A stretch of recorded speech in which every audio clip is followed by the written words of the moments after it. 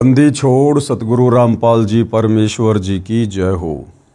परम पिता परमात्मा सारी सृष्टि के रचनहार कुल मालिक असंख्य ब्रह्मांडों के स्वामी जगत गुरु तीनों लोकों में प्रवेश करके सबका धारण पोषण करने वाले राजाधिराज आत्माधार नाथों के नाथ देवों के देव महादेव सर्वेश्वर महेश्वर मृत्युंजय अजरो अमर आदि अनादि सनातनी प्रभु जगत पिता जगदीश्वर श्री श्री 1008 की उपाधि के वास्तविक अधिकारी अकाल मूरत शब्द स्वरूपी राम वासुदेव सर्वगतम ब्रह्म परम पूजे प्रथम पूजे परम संत परम पुरुष परम धनी परम दयालु सत्य कबीर हक्का कबीर अल्लाहु अकबर बाखबर अल्लाह ताला जगत के तारणहार जगत के मुक्तिदाता जगत के जगन्नाथ हारे के सहारे हिंदुओं के राम मुसलमानों के अल्लाह सिखों के वाहिगुरु ईसाइयों के मसीह दया के सागर दयानिधि करुणा के सागर करुणानिधि स्वयंभू परिभू संकट मोचन कष्ट हरण मंगल करण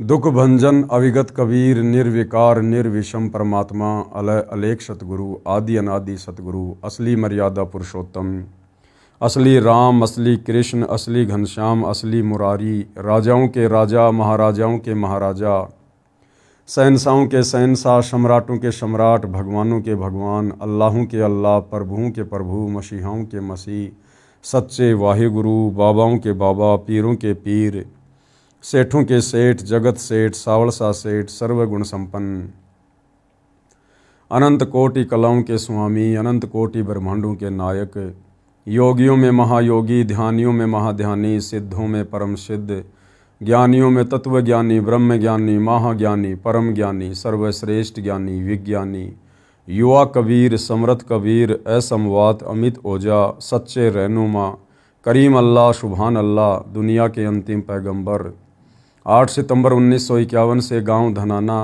जिला सोनीपत हरियाणा भारतवर्ष की पावन भूमि पे प्रकट रियल कल की भगवान श्री नारायण साकार हरि श्री बाबा साहेब नूर अनंत परमात्मा सच्चे दरवेश सच्चे बाखबर संत श्रोमणी सतगुरु रामपाल जी परमेश्वर जी के चरण कमल में साध संगति से जुड़े हुए देश विदेश से आप और हम सभी सतसेवक भाई बहनों का अनंत कोटि दंडवत प्रणाम।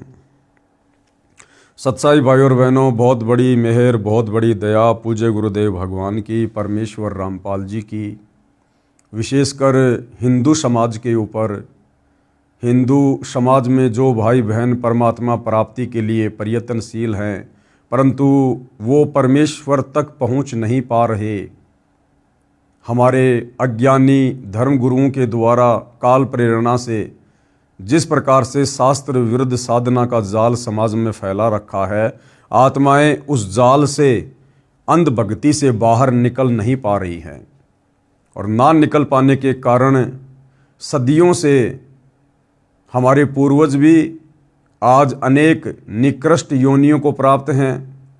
कोई प्रेत बना हुआ है, कोई पितृ बना हुआ है, कोई भूत बना हुआ है और हमारे अज्ञानी धर्मगुरु हमारे से भी उनके श्राद्ध निकलवा कर अर्थात भूत पूजा करवा कर उसी योनि में जाने के लिए तैयार कर रहे हैं। तो अब हिंदू समाज से जुड़े भाई बहनों के लिए सतगुरु रामपाल जी के कर कमल से लिखित यह पवित्र पुस्तक हिंदू साहिबान नहीं समझे गीता वेद पुराण एक प्रकार से वरदान साबित हो रही है। साथ में हम सतगुरु रामपाल जी के जितने भी फॉलोअर हैं भाई और बहनों, आप और हमने भी परमेश्वर के द्वारा लिखित इन पुस्तकों को बहुत ही गहनता से पढ़ना चाहिए, एक एक शब्द को ध्यानपूर्वक देखना चाहिए, क्योंकि हमारे जो अन्य भ्रमित भाई बहन हैं वो चाहे किसी भी धर्म से हो, हिंदू मुस्लिम सिख ईसाई जैनी यहूदी बौद्ध, जब कभी हमारी उनसे ज्ञान चर्चा होगी तो हम उनको उसी समय संतुष्ट कर पाएंगे, समझा पाएंगे जब हमें उन विषयों के विषय में जानकारी होगी। तो आप और हमने भी विशेष तौर पर गुरुदेव के द्वारा लिखित पुस्तकों को पढ़ना चाहिए, सुनना चाहिए। यदि वीडियो बन रहे हैं तो ध्यानपूर्वक वीडियो देखकर जानकारी प्राप्त करनी चाहिए। तो इसी कड़ी में आज इस पुस्तक पर हमारा ये 19वें नंबर का वीडियो है। प्रत्येक वीडियो में पूज्य गुरुदेव भगवान के आशीर्वाद से हमें अध्यात्म के विषय में कुछ न कुछ निष्कर्ष अवश्य मिलता है।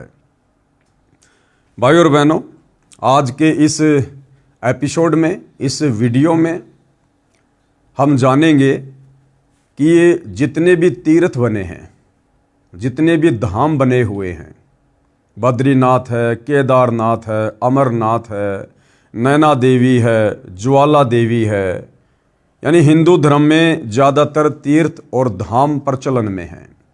अंध श्रद्धालु शास्त्र विरुद्ध साधना के तहत वहाँ पर जाते हैं, परंतु वहाँ जाने का उन्हें कोई फ़ायदा है या नहीं है, वो साधना शास्त्रों के अनुसार है या शास्त्रों के विरुद्ध है, या फिर हम भाई बहन हमारे अज्ञानी धर्म गुरुओं के द्वारा भ्रमित किए जाने से उन तीर्थों और धामों पर जाकर व्यर्थ में अपना समय और श्वासें ही बर्बाद कर रहे हैं। तो बहुत सारी बातें आज विशेषकर हिंदू समाज से जुड़े श्रद्धालुओं को जानने को मिलेंगी। तीर्थ तथा धाम क्या है? हिंदू समाज से जुड़े भाई ने प्रश्न किया कि तीर्थों धामों पर श्रद्धा से दर्शनार्थ तथा पूजा करने से हिंदू गुरुजन बहुत पुण्य बताते हैं। ये साधना लाभदायक है या नहीं, कृपया शास्त्रों के अनुसार बताएं। अब हिंदू समाज से जुड़े भाई बहनों को सतगुरु रामपाल जी के सत्संग सुनकर, उनके कर कमल से लिखित पुस्तकों को पढ़कर अध्यात्म के विषय में बहुत कुछ जानकारियां प्राप्त हो रही हैं। तो आगे से आगे उनकी जिज्ञासा बढ़ रही है। तो इसी जिज्ञासा के अंतर्गत हिंदू भाई ने सवाल किया कि जी ये हिंदू धर्म में विशेषकर जितने भी तीर्थ हैं, धाम हैं, हमारे गुरुजन कहते हैं कि वहाँ जाओगे तो तुम्हें पुण्य प्राप्त होगा, बहुत ज़्यादा लाभ प्राप्त होगा।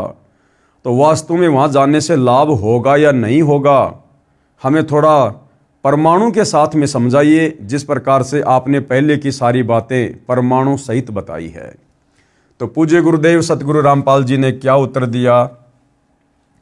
तीर्थ या धाम वे पवित्र स्थान हैं जहाँ पर या तो किसी महापुरुष का जन्म हुआ था, या निर्वाण मतलब परलोकवास हुआ था, या किसी भगत ने साधना की थी, या कोई अन्य ऋषि या देवी देव की कथा से जुड़ी यादगारें हैं।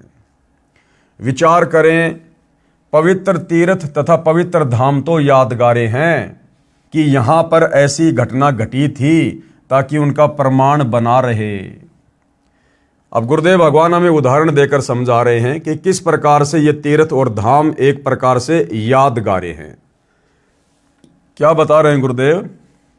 जैसे अमरनाथ धाम है, उसकी कथा सभी हिंदुओं को ज्ञान है कि उस एकांत स्थान पर श्री शिवजी ने अपनी पत्नी पार्वती जी को नाम दीक्षा दी थी, जिसका देवी जी जाप कर रही है, जिस मंत्र की साधना के प्रभाव से उनको अमरत्व प्राप्त हुआ। यानी अमरनाथ क्यों बना था?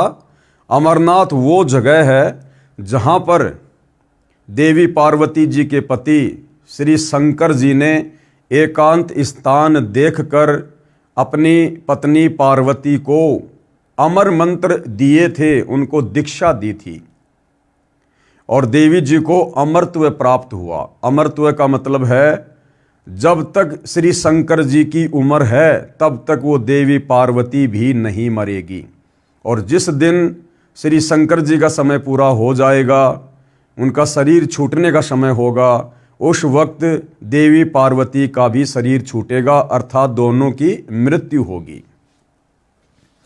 वर्तमान में वह एक यादगार के अतिरिक्त कुछ भी नहीं है। अब वो जो अमरनाथ धाम है, अमरनाथ जगह है, वो केवल एक यादगार है ताकि आने वाले समय में कोई इन बातों को, इन कथाओं को झुठला ना दे कि नहीं नहीं जी किसने देखा था, ऐसा नहीं हुआ, ये तो सब कहा सुनी बातें हैं। तो वहाँ पर जाकर उनको बताया जा सकता है कि देखो जी, सदियों से ये जो यादगार है ये इसी बात का प्रमाण है कि यहाँ पर शंकर जी ने पार्वती जी को अमर मंत्र दिया था। वह प्रमाण है कि यहाँ पर वास्तव में देवी जी को श्री शिव भगवान ने अमर होने का मंत्र दिया था। यदि किसी को विश्वास नहीं हो रहा हो तो वहाँ जाकर देखकर भ्रम मिटा सकता है, परंतु कोई ये कहे कि उस स्थान के दर्शन करने तथा वहाँ दान धर्म करने से मुक्ति मिलेगी या भक्ति लाभ होगा, ऐसा कुछ भी नहीं है। अगर उस जगह पर बैठकर ही यदि हमें मुक्ति मिले, हमें लाभ मिले, तो फिर भगवान शंकर और पार्वती दोनों आजीवन वहीं बैठे रहते। उस स्थान को तो केवल श्री शंकर जी ने इतने समय के लिए चुना था ताकि देवी जी को मैं बोलकर वो अमर मंत्र सुना दूं, ताकि उन मंत्रों को कोई और ना सुन सके। इसलिए एकांत जगह देखकर वहां केवल देवी जी को मंत्र दिए गए थे। अब उस अमरनाथ स्थान पर जाने से, वहां पर बसने से, वहां पर दान धर्म करने से, वहां पर भंडारा करने से किसी प्रकार का कोई लाभ साधक को नहीं होने वाला है, क्योंकि उस अमरनाथ से मंत्र लेकर देवी पार्वती ने भी उन मंत्रों का जाप अपने घर पर ही किया था, ना कि उस अमरनाथ वाली जगह पर बैठकर। तो हमारे वहां जाने से हमें भी किसी प्रकार का कोई लाभ नहीं मिलना है। रही बात दान धर्म करने की, आप कहीं पर भी धर्म का कार्य करो, आपको उसका फल मिलेगा, क्योंकि वह आपको शुभ कर्मों में परमात्मा उसी समय लिख देता है। देखो, हम कोई भी अच्छा कार्य कहीं भी करेंगे तो परमात्मा से कुछ भी छुपा हुआ नहीं है। परमात्मा हमारे उस पुण्य वाले अकाउंट में उसको लिख देगा। जैसे गुरुदेव हमें उदाहरण देकर बताते हैं कि जिस प्रकार कोई भी व्यक्ति कोई गलत कार्य करता है, किसी की हत्या करता है, और हत्या वो चाहे किसी भी एकांत जगह पर जाकर कर दे, परमात्मा ने वो सब देख लिया है और उसके बैड अकाउंट में, उसके पाप कर्मों में वो दोष लिख दिया है। तो इसी प्रकार शुभ कार्य, अच्छा कार्य, अच्छी भक्ति, शुभ भक्ति, सत भक्ति हम कहीं भी बैठकर करें, हमारा उसका जो लाभ है, जो परिणाम है, वो परमेश्वर हमारे खाते में लिख देता है। जैसे कोई व्यक्ति एकांत स्थान पर कोई हत्या या अन्य अपराध करता है तो उसके अशुभ कर्मों में लिखा जाता है, उसका फल उसे अवश्य मिलता है। इसलिए पुण्य का कार्य कहीं पर भी करो, उसका फल तो मिलेगा। पुण्य करने के लिए दूर स्थान तीर्थ पर जाना बुद्धिमता नहीं है। यही प्रश्न एक समय जिंदा साधु के रूप में मथुरा में प्रकट परमेश्वर कबीर जी से एक तीर्थ यात्री श्री धर्मदास सेठ द्वारा किया गया था, जो मथुरा तीर्थ पर स्नानार्थ तथा दान धर्म करने के लिए अपने गुरु रूपदास वैष्णव के बताए भक्ति कर्म को करने बांधवगढ़ नामक नगर, जो कि मध्य प्रदेश है, वहां से आया था। परमात्मा ने उसे समझाया था कि यहाँ मथुरा वृंदावन में वर्तमान में श्री कृष्ण जी नहीं है, और विचार कर कि जब श्री कृष्ण जी ही इस स्थान को त्याग कर हजारों किलोमीटर दूर द्वारिका में सपरिवार तथा सर्व यादुओं को लेकर चले गए थे, तो इस स्थान का महत्व ही क्या रह गया। यह तो एक यादगार है, यादगार। यानी भोले श्रद्धालु मथुरा जाते हैं, वृंदावन जाते हैं कि वहाँ जाने से, स्नान करने से, भक्ति करने से हमें लाभ होगा, पुण्य होगा, बरकत मिलेगी, घर में सुख होगा। तो सतगुरु रामपाल जी समझाना चाहते हैं कि ए नादान हिंदू साहिबानों, कम से कम अपने इतिहास पर तो नज़र डालो। उस मथुरापुरी को जहाँ पर जाकर आप जी लाभ प्राप्त करने की चेष्टा कर रहे हो, अंत के दिनों में श्री कृष्ण जी ने दुखी होकर उस मथुरापुरी को त्याग दिया था और वहाँ से हजारों किलोमीटर दूर द्वारिका में जाकर रहने लगे थे। अपने जीवन के अंतिम दिन श्री कृष्ण जी ने द्वारिका में बिताए थे। अब बताओ, जिस मथुरा को श्री कृष्ण जी ने ही त्याग दिया था, अब वहाँ पर जाकर स्नान करने से, दान धर्म करने से या अन्य कोई धार्मिक क्रिया करने से भला तुम्हें कैसे लाभ होगा? नहीं हो सकता। ये तो एक यादगार है कि कभी श्री कृष्ण जी ने कुछ समय यहाँ बिताया था। कंस, केसी तथा चाणूर अन्यायियों को मारा था। परमात्मा ने कहा कि हे धर्मदास, आप गीता शास्त्र को साथ लिए हो, इसका रोजाना पाठ भी करते हो, इसमें कहीं वर्णन है कि तीर्थ जाया कर अर्जुन, बेड़ा पार हो जाएगा, क्या इस गीता जी में या चारों वेदों में कहीं लिखा हुआ है कि तीर्थों पर जाना चाहिए और तीर्थों पर जाने से भला हो जाएगा, बेड़ा पार हो जाएगा? नहीं, इसमें कहीं वर्णन है कि तीर्थ जाया कर अर्जुन, तेरा बेड़ा पार हो जाएगा। धर्मदास जी ने कहा, नहीं प्रभु, गीता में कहीं पर भी प्रभु का आदेश ऐसा नहीं लिखा है। परमेश्वर जी ने कहा कि गीता अध्याय 16 श्लोक 23 को पढ़, उसके अनुसार तो ये तीर्थ यात्रा शास्त्र में वर्णित न होने से व्यर्थ साधना है। क्योंकि गीता अध्याय 8 श्लोक नंबर 13 में ये काल ब्रह्म केवल एक ओम नाम की साधना करने का आदेश साधक को दे रहा है कि भैया मेरा तो केवल एक ओम नाम का जाप है, और जो शरीर छूटने तक, अंतिम श्वास तक इस मंत्र का जाप करता है वो मेरी वाली परम गति को प्राप्त करता है। और इस ब्रह्म से मिलने वाली परम गति क्या है? इसके ब्रह्मलोक में साधक चला जाता है, और ब्रह्मलोक पर्यंत सारे लोग पुनरावर्ती में हैं। यानी इस ब्रह्म, इस काल के ब्रह्मलोक में जो कि ये गीता जी का ज्ञान दे रहा है, श्री कृष्ण जी के शरीर में प्रवेश करके ये ब्रह्मलोक में रहता है।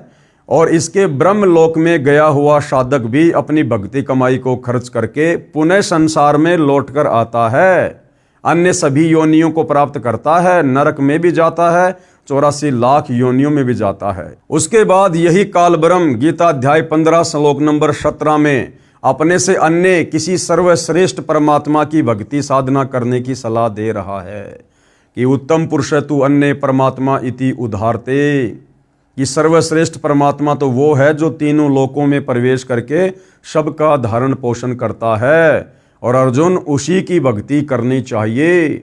अपने तमाम धार्मिक अनुष्ठानों में उसी को इष्ट मानकर भक्ति करनी चाहिए। गीता जी में किसी तीर्थ पर जाना, किसी धाम पर जाना, या किसी मेले में जाना, किसी बाबा जी की समाधि पे जाना, ऐसा कुछ भी कहीं भी कोई आदेश नहीं है। तो गीता जी के अध्याय 16 श्लोक नंबर 23 के अनुसार ये शास्त्र विधि को त्याग कर मनमाना आचरण होने के कारण साधक को इस प्रकार की साधनाओं से किसी प्रकार का कोई लाभ नहीं मिलता है।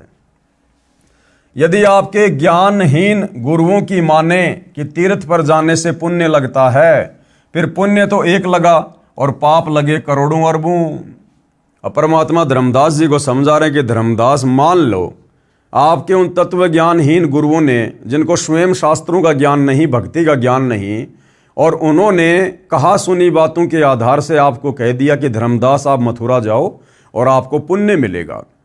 तो धर्मदास विचार कर, तू जहाँ से चलकर आया है तकरीबन 500-700 किलोमीटर से इस तीर्थ पर नहाने के लिए मथुरा में, तो तेरे को पुण्य मिलेगा एक, लेकिन इस पुण्य को करने के चक्कर में तूने पाप कर दिए अरबों खरबों। धर्मदास ने कहा कि भगवान वो कैसे? तो परमात्मा ने बताया कि भाई तू बांधवगढ़ से आया है पैदल, और बांधवगढ़ से मथुरा की दूरी कम से कम 700-800 किलोमीटर है, और नादान तूने अपने पैरों के नीचे कितने कीड़ी मकोड़े, सूक्ष्म जीव, चींटियां तूने कितने मार दिए होंगे? बोला जी गिनती नहीं है, क्योंकि परमात्मा की वाणी है, भाई पृथ्वी ऊपर पग जो धारे, करोड़ जीव एक दिन में मारे। एक व्यक्ति जो सुबह अपनी रोजी रोटी के लिए घर से बाहर निकलता है, चाहे पैदल जाता है, चाहे साइकिल पर, चाहे मोटरसाइकिल पर, चाहे बस में, चाहे खुद की कार में, और शाम को अपना काम धंधा करके जब वो वापस घर पर लौटता है, वो व्यक्ति करोड़ों जीवों की हत्या करता है, करोड़ों जीवों की। उसकी गाड़ी की टक्कर से कितने सूक्ष्म जीव मर जाते हैं, उसकी गाड़ी के टायरों के नीचे कितने कीड़े मकोड़े मर जाते हैं। तो एक व्यक्ति रोजाना करोड़ों जीवों की हत्या करता है। तो इस काल के विधान अनुसार वो करोड़ों पाप कर्म भी उसी जीव के बैड अकाउंट में लिख दिए जाते हैं, उसके अशुभ कर्मों में लिख दिए जाते हैं। तो परमात्मा ने धर्मदास जी को बताया कि नादान, तुम्हारे भ्रमित धर्म गुरुओं ने तुम्हें इस प्रकार से शास्त्र विरुद्ध साधना पर लगाकर तुम्हें पाप का भागी बना रखा है। तेरे को बांधवगढ़ से मथुरा आने का पुण्य तो केवल एक मिलेगा, अगर तुम मानता है तो। वैसे तो पुण्य मिलेगा नहीं, क्योंकि जो आपकी ये साधना है ये शास्त्र विरुद्ध है। लेकिन फिर भी चलो आपके गुरुओं की बात बड़ी करते हैं, तुझे यहाँ आकर स्नान करने का एक पुण्य मिला, लेकिन तूने पाप कितने कमा लिए। तूने पाप कर्मों की तो मालगाड़ी भर ली जो तेरे से कभी भी उतरने में नहीं आएगी। तो धर्मदास जी सहम गए और परमात्मा जी से आगे आगे और जानने की इच्छा व्यक्त की। फिर पुण्य तो एक लगा और पाप लगे करोड़ों अरबों खरबों।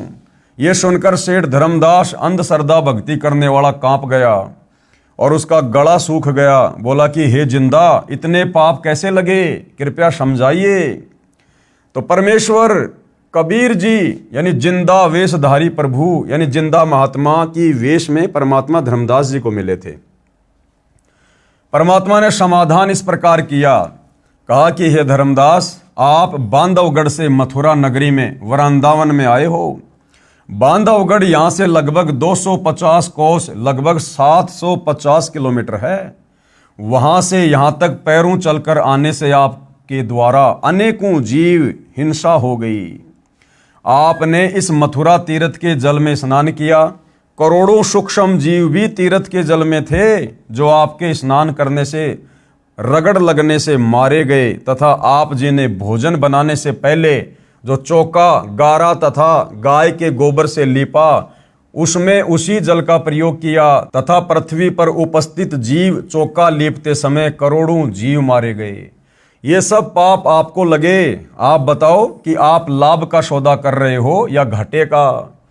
धर्मदास जी के मुख से कोई बात नहीं निकली, उत्तर नहीं आया, क्योंकि वह भय के कारण स्तब्ध हो गया था।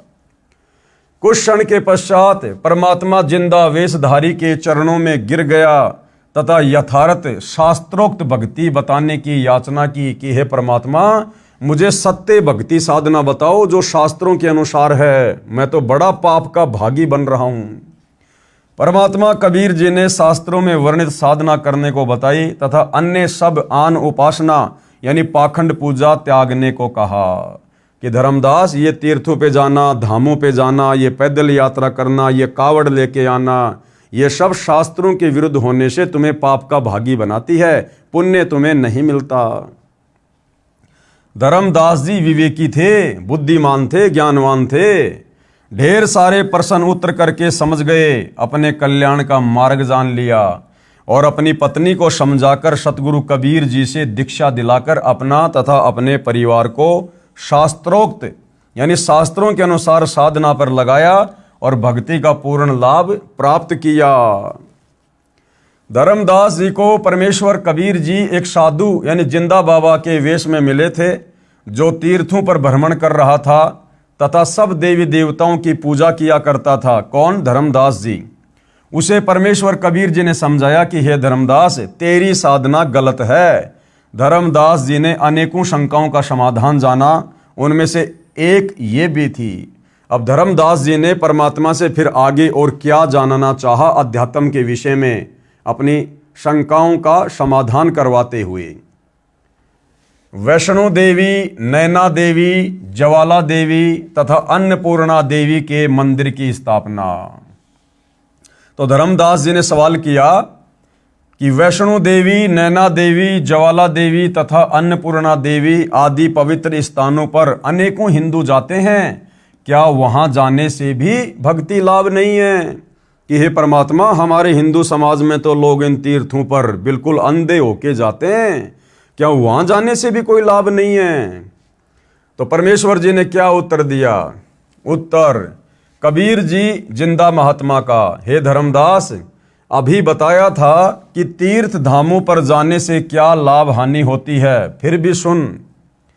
पूरा हिंदू समाज जानता है कि ये पवित्र धर्म स्थान कैसे बने। आप अनजान मत बनो। यानी ये कथाएं तो भाई सबने सुन रखी हैं कि इन तीर्थों की स्थापना कैसे हुई, इन धामों की स्थापना कैसे हुई, हमारे पुराणों में लिखा हुआ है। हमारे धर्मगुरु इन कथाओं में हमें यही तो सब कुछ बताते आ रहे हैं, लेकिन विचार ना उन धर्मगुरुओं ने किया और ना सुनने वाले श्रद्धालुओं ने किया। आप अनजान मत बनो।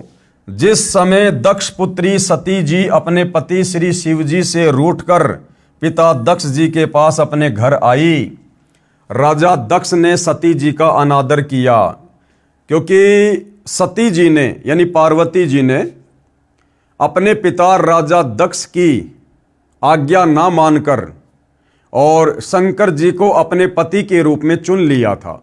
यानी शंकर जी और सती जी ने लव मैरिज की थी और सती जी शंकर जी के साथ में चली गई थी।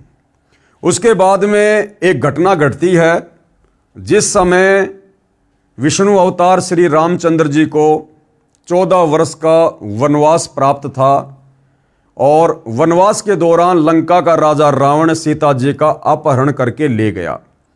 उधर से श्री रामचंद्र जी अपनी पत्नी वियोग में रो रहे थे, बिलख रहे थे, पेड़ों से लिपट लिपट कर पूछ रहे थे मेरी सीता कहाँ है।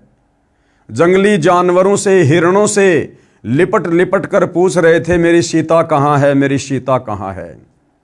उसी दौरान भाइयों और बहनों, ऊपर से श्री शंकर जी और सती जी दोनों जा रहे थे और श्री रामचंद्र जी को इस प्रकार विलाप करते हुए देखकर सती ने श्री शंकर जी से पूछा कि हे महादेव, ये व्यक्ति कौन है और इस प्रकार से क्यों विलाप कर रहा है, इसको क्या तकलीफ है।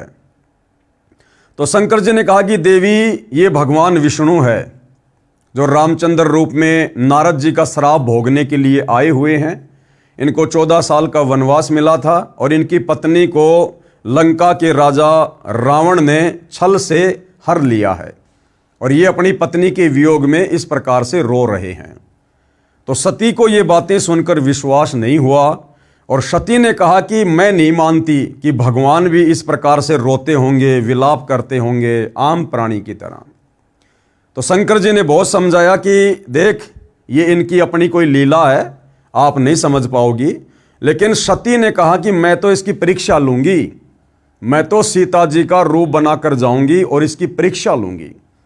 अगर इन्होंने मुझे पहचान लिया सीता जी के रूप में तो मैं मान जाऊंगी कि ये भगवान विष्णु है, अन्यथा नहीं। तो शंकर जी ने कहा कि तू ये गलती मत कर देना। देख, भगवान विष्णु मेरा बड़ा भाई है और उस नाते श्री रामचंद्र जी की पत्नी सीता वो मेरी भाभी है, मेरी माँ समान है वो। और अगर तूने मेरी माँ का रूप बना लिया, मेरी भाभी का रूप बना लिया सीता का, फिर तू मेरे योग्य नहीं रहेगी, मैं तुझे पत्नी रूप में स्वीकार नहीं करूंगा। तो उस समय तो सती जी ने कह दिया कि ठीक है जी, नहीं लूंगी परीक्षा। लेकिन मन में वही बात, काल प्रेरणा, ये काल इसी प्रकार से घर घर में झगड़े रखवाता है, चाहे आप और हमारे घर में हो, चाहे ब्रह्मा विष्णु महेश के घर में हो। दोनों चले जाते हैं। श्री शंकर जी अपने कार्य के लिए अपने कार्य स्थल पर चले गए। पीछे से सती जी के मन में काल ने फिर से प्रेरणा उठाई कि उसकी परीक्षा लेनी चाहिए, शंकर जी को क्या पता चलेगा। और पार्वती जी यानी सती जी सीता जी का रूप धारण करके जंगल में रोते बिलखते श्री रामचंद्र जी के सामने जाकर उपस्थित हो जाती है। उधर से रामचंद्र जी की बुद्धि इस काल ने ऑन कर दी, क्योंकि गीता जी में यह काल कह रहा है अर्जुन को कि अर्जुन, बलवानों का बल और बुद्धिमानों की बुद्धि मेरे हाथ में है, चाहूं जिसका रिमोट ऑन कर दूं। तो उसी समय श्री रामचंद्र जी की इस काल ने, इस ब्रह्म ने, गीता का ज्ञान देने वाले भगवान ने बुद्धि ऑन कर दी और रामचंद्र जी ने तुरंत पहचान लिया और कहा कि हे दक्ष पुत्री माया, भगवान शंकर को कहां छोड़ के आ गई। अब इतना सुनते ही सती जी तो बिल्कुल ठंडी हो गई कि भाई इसने तो मुझे पहचान लिया, ये तो वास्तव में भगवान विष्णु है। तो उसने कहा जी मैं तो आपकी परीक्षा लेने आई थी, मुझे विश्वास नहीं हो रहा था। इतना कह के वो तो वहां से चली गई। अब उधर से भाइयों और बहनों, इस काल ने शंकर जी के मन में प्रेरणा कर दी कि तेरी पत्नी तेरी आज्ञा के विरुद्ध सीता का रूप बनाकर श्री रामचंद्र जी की परीक्षा लेके आई है। शाम को आते ही श्री शंकर जी ने पार्वती जी से पूछा कि आप गई? उसने मना कर दिया जी मैं नहीं गई। शंकर जी ने और थोड़ा सा दबाव दिया तो उसने कहा जी हाँ मैं गई थी, सीता का रूप बना के परीक्षा लेके आई थी और आप जी बिल्कुल सही कह रहे थे, वो तो विष्णु जी के अवतार रामचंद्र जी हैं, उन्होंने मुझे तुरंत पहचान लिया। उसके बाद श्री शंकर जी ने पार्वती जी से नाराज होकर पति पत्नी संबंध बनाने छोड़ दिए कि तूने मेरी माँ का रूप बनाया है, मैं तुझे अब इस शरीर में बिल्कुल भी स्वीकार नहीं करूंगा। काफी दिन हो गए, शंकर जी ने शारीरिक संबंध नहीं बनाए, पति पत्नी व्यवहार नहीं किया, बात भी नहीं करते थे। इस बात से दुखी होकर सती जी ने सोचा कि पति है थोड़ा नाराज है, चलो कुछ दिन मैं माता पिता के घर होकर आती हूं। ये सोचकर अपने पिता दक्ष के घर पर चली गई। उधर राजा दक्ष ने एक हवन यज्ञ शुरू करवा रखा था। कौन सा हवन यज्ञ? शास्त्र विधि को त्याग कर मनमाना आचरण। बड़ा सा जमीन में गड्ढा खोदकर लकड़ियां डालकर ऊपर से पंडित लोग घी के लोटे डाल रहे थे, स्वाहा स्वाहा, जिसको हम हवन कहते हैं। इस प्रकार से हवन यज्ञ का विधान ना गीता जी में है ना चारों वेदों में है। तो वहां पर हवन यज्ञ चल रहा था और वहां जाकर सती जी ने देखा कि मेरे पिताजी ने मेरी सभी बहनों के पतियों का भाग निकाल रखा है, सबके बैठने के लिए व्यवस्था कर रखी है, परंतु मेरे पति शंकर जी का कहीं कोई हिस्सा नहीं है। उसने अपने पिता दक्ष से पूछा तो दक्ष ने कहा कि पहले ये बता, तेरे को यहां पर बुलाया किसने, तू आई क्यों यहां पर? यह बात सुनकर सती नाराज हो जाती है और उसने नाराजगी जाहिर करते हुए काल प्रेरणा से ये सोचकर कि उधर से मेरा पति नाराज है, वो मुझे स्वीकार नहीं कर रहा, इधर से मेरा पिता भी सीधे मुंह मेरे से बात नहीं कर रहा, तो काल प्रेरणा से दुखी मन से सती ने उसी हवन कुंड में छलांग लगा दी और जल कर मर गई। अब ये सूचना प्राप्त करके शंकर जी बड़े क्रोधित हुए और उन्होंने एक शक्ति प्रकट की जिसको कालभद्र कहते हैं, और बहुत सारी सेना देकर उसको भेज दिया कि राजा दक्ष की गर्दन काट दो। अब भाई और बहनों, वहां पर कालभद्र चला जाता है और वहां पर नरसंहार करता है, राजा दक्ष का भी शीश काट देता है। बाद में देवी देवताओं की प्रार्थना पर फिर बकरे का मुंह राजा दक्ष को लगाया जाता है और उधर से शंकर जी भी वहां चले जाते हैं और शंकर जी अपनी पत्नी पार्वती को, जो कि हवन कुंड में छलांग लगाकर जल गई थी, वो जितना भी उसका शरीर बचा हुआ था, अध जला था, उसको लेकर हजारों वर्षों तक अपनी पत्नी के मोह में, प्रेम में रोते रहे, बिलखते रहे, चिल्लाते रहे, उस कंकाल को अपनी पत्नी मानकर। क्योंकि भाई और बहनों, ये त्रिगुणमयी माया है। गीता ज्ञानदाता ने अध्याय 7 श्लोक नंबर 12 में ब्रह्मा विष्णु महेश को त्रिगुणमयी माया का नाम दिया है। ये तीनों देवता एक एक गुण से युक्त हैं। श्री ब्रह्मा जी रजोगुण से युक्त हैं, विष्णु जी सतोगुण से युक्त हैं, शंकर जी तमोगुण से युक्त हैं, और साथ में अन्य माया भी इनके ऊपर इसी प्रकार से छाई रहती है। यानी श्री ब्रह्मा जी खुद तो रजोगुण से युक्त हैं ही हैं, साथ में विष्णु के सतोगुण और शंकर जी के तमोगुण से भी युक्त हैं। इसी प्रकार विष्णु जी में खुद का तो सतोगुण है ही है, साथ में ब्रह्मा जी का रजोगुण और शंकर जी का तमोगुण भी उनमें समाया हुआ है। ठीक इसी प्रकार श्री शंकर जी खुद तो तमोगुणी हैं ही हैं, साथ में ब्रह्मा जी का रजोगुण और विष्णु जी का सतोगुण भी उनमें पैरालल है, बराबर है, और ये भी तीनों गुणों के प्रभाव से प्रभावित रहते हैं।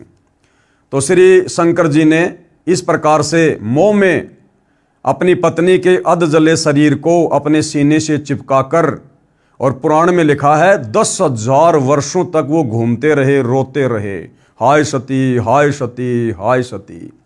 जिस प्रकार बंदरिया का बच्चा मर जाता है और बंदरिया अपने पुत्र मोह में, संतान मोह में उस मरे हुए बच्चे को छाती से लिपटा कर घूमती रहती है, यही हाल भगवान शंकर का हो गया। अब भाइयों और बहनों, काफ़ी समय बाद में जब देवी देवताओं ने देखा भैया ऐसे तो बात नहीं बनेगी, तो काल प्रेरणा से फिर भगवान विष्णु को प्रेरित किया गया कि किसी भी प्रकार से इसके शरीर से चिपटी हुई सती जी की जो देह है, जो कंकाल है, इसको शंकर जी से दूर किया जाए। तो काल ने प्रेरणा की विष्णु जी में, और उधर से भाइयों और बहनों, काल के हर कार्य में, क्योंकि काल हर कार्य करता है इस भक्ति के विधान को बिगाड़ने के लिए, लेकिन परमात्मा कबीर देव परम अक्षर ब्रह्म उसी काल के कार्यों के माध्यम से उस भक्ति के विधान को संवारने का कार्य भी करते हैं। तो परमेश्वर कबीर जी की प्रेरणा कह लीजिए या फिर काल की प्रेरणा कह लीजिए, विष्णु जी ने अपने सुदर्शन चक्कर से सती के कंकाल के अनेकों टुकड़े किए और उसके शरीर के जो जो टुकड़े जहां जहां जाकर गिरे वहां पर तीर्थों की स्थापना हो गई, वहां पर धाम पूजा शुरू हो गई। अब भाइयों और बहनों, परमात्मा कबीर जी ने ये प्रेरणा इसलिए की ताकि आने वाले समय में ये घटनाएं घटित हुई थी, कोई इनको झुटला ना दे। और जिस समय ये घटना घटित हुई थी सती वाली, दक्ष वाली, उस समय भाइयों और बहनों भक्ति युग नहीं था, वो मोक्ष का प्राइम टाइम नहीं था। मोक्ष का प्राइम टाइम तो ये वक्त है जिसमें आज और हम पैदा हैं, कलयुग की बिचली पीढ़ी। तो परमात्मा ने हम आत्माओं को किसी न किसी तरह से, भले वो शास्त्र विरुद्ध साधनाएं थी, आप और हमें भक्ति से जोड़ के रखना था, आप और हमें भक्ति भाव से, धार्मिकता से जोड़ के रखना था, अन्यथा हम नास्तिक हो जाते, नास्तिक। और आज जब परमेश्वर पृथ्वी पर प्रकट हैं तो हम उनकी एक भी बात ना मानते, एक भी बात। तो इसके बहुत सारे रीजन होते हैं, समय आने पर हम सबको धीरे धीरे समझ में आने लगते हैं। तो कहने का मतलब है, धर्मदास जी को कबीर परमात्मा जिंदा महात्मा के रूप में ये कथा सुना रहे हैं, राजा दक्ष और पार्वती वाली, शंकर जी और पार्वती वाली। तो राजा दक्ष ने सती जी का अनादर किया। राजा दक्ष उस समय यज्ञ कर रहे थे, बहुत बड़े हवन कुंड में हवन यज्ञ चल रहा था। सती जी अपने पिता की बातों का दुख मानकर हवन कुंड की अग्नि में गिरकर जल मरी। भगवान शिव को पता चला तो उन्होंने बचे हुए नर कंकाल को उठाया तथा पत्नी के वियोग में उसे उठाए फिरते रहे। पत्नी के मोहवश महादुखी थे। बताओ, हमारे भगवान भी शंकर, जिनको महादेव कहते हैं, मृत्युंजय कहते हैं, सर्वेश्वर कहते हैं, भगवान शंकर भी मोह माया के वशीभूत हैं। ये भी काल के जाल से बाहर नहीं है। आपके पुराण में लिखा है कि 10,000 वर्षों तक सती पार्वती जी के कंकाल को लिए घूमते रहे। फिर श्री विष्णु जी ने सुदर्शन चक्र से उस कंकाल यानी अस्थि पिंजर के टुकड़े टुकड़े कर दिए। उस समय श्री शिव जी का मोह भंग हुआ। सती जी के शरीर के भाग कहीं कहीं गिरे।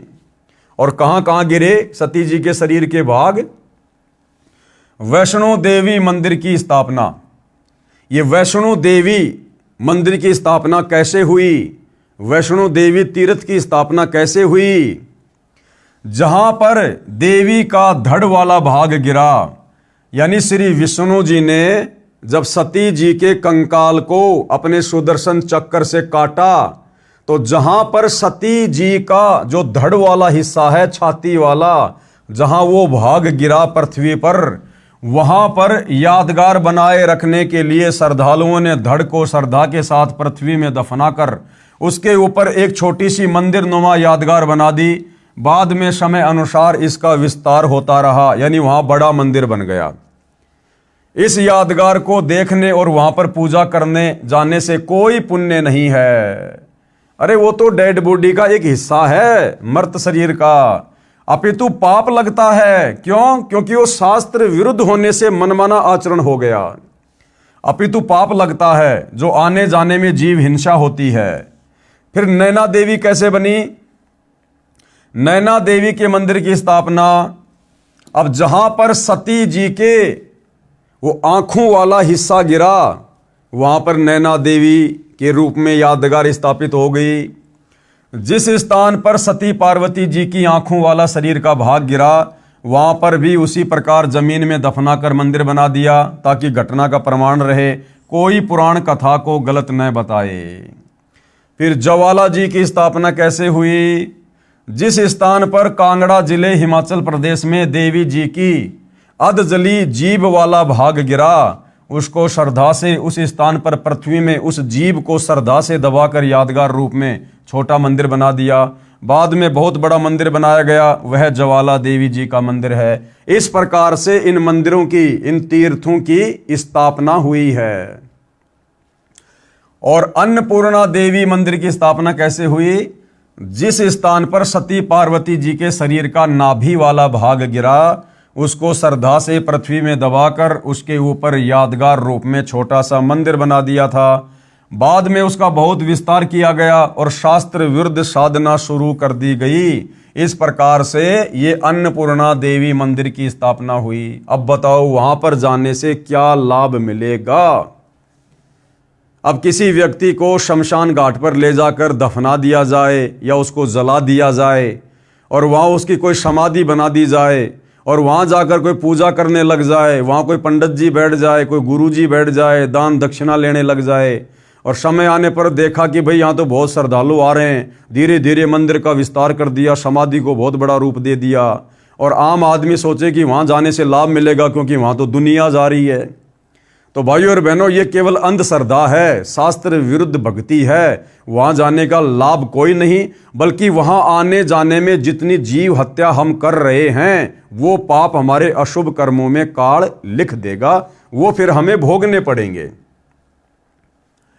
ये सब प्रमाण रूप हैं, यानी ये सब यादगार हैं और ये यादगारें परमात्मा ने इसलिए बनवाई ताकि आगे चलकर इस वर्तमान कलयुग के समय में, जहां व्यक्ति एक तरफ तो वैसे ही भक्ति और भगवान से कोसों दूर बैठा होगा, और अगर इस प्रकार की यादगारें ना हों और जब कोई ये कथा सुनाएगा तो कोई भी व्यक्ति उन कथाओं पर विश्वास नहीं करेगा कि भाई तू डींग मार रहा है, ऐसा कोई प्रमाण है तेरे पास में, ऐसी कोई यादगार है वहां पर। इसलिए परमात्मा ने भक्ति को जीवित रखने के लिए, हमारी धार्मिकता को बनाए रखने के लिए, हमें आस्थावान बनाए रखने के लिए इस प्रकार की यादगारें परमपिता परमेश्वर जी ने बनवाई थी। विचार करो, ऐसे स्थानों पर भक्ति व पूजा तथा पुण्य प्राप्त करने के लिए जाना शास्त्र विरुद्ध होने से हानिकारक है, इसलिए यह व्यर्थ है।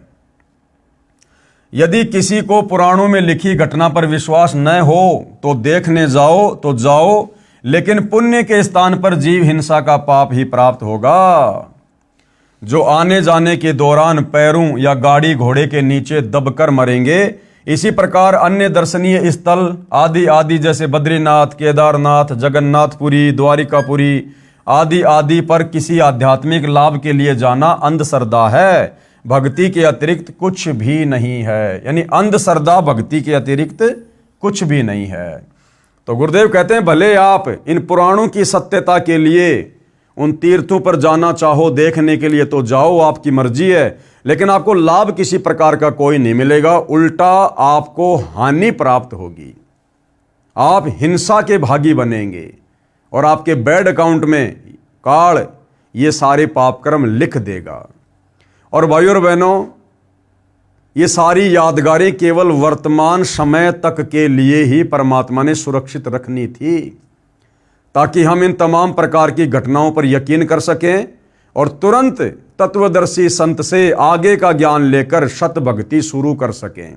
इसलिए सतगुरु रामपाल जी से तत्व ज्ञान समझ में आने के बाद उनके फॉलोवर ने कभी भी ऐसी जगहों पर भूल कर भी नहीं जाना चाहिए, दर्शन के लिए भी नहीं जाना चाहिए, पुण्य प्राप्ति तो बहुत दूर की बात है। केदारनाथ मंदिर भारत में तथा पशुपति नाथ मंदिर नेपाल में कैसे बना? अब ये क्या रहस्य है कि जो केदारनाथ मंदिर है वो भारत में है तथा पशुपति नाथ मंदिर नेपाल में है?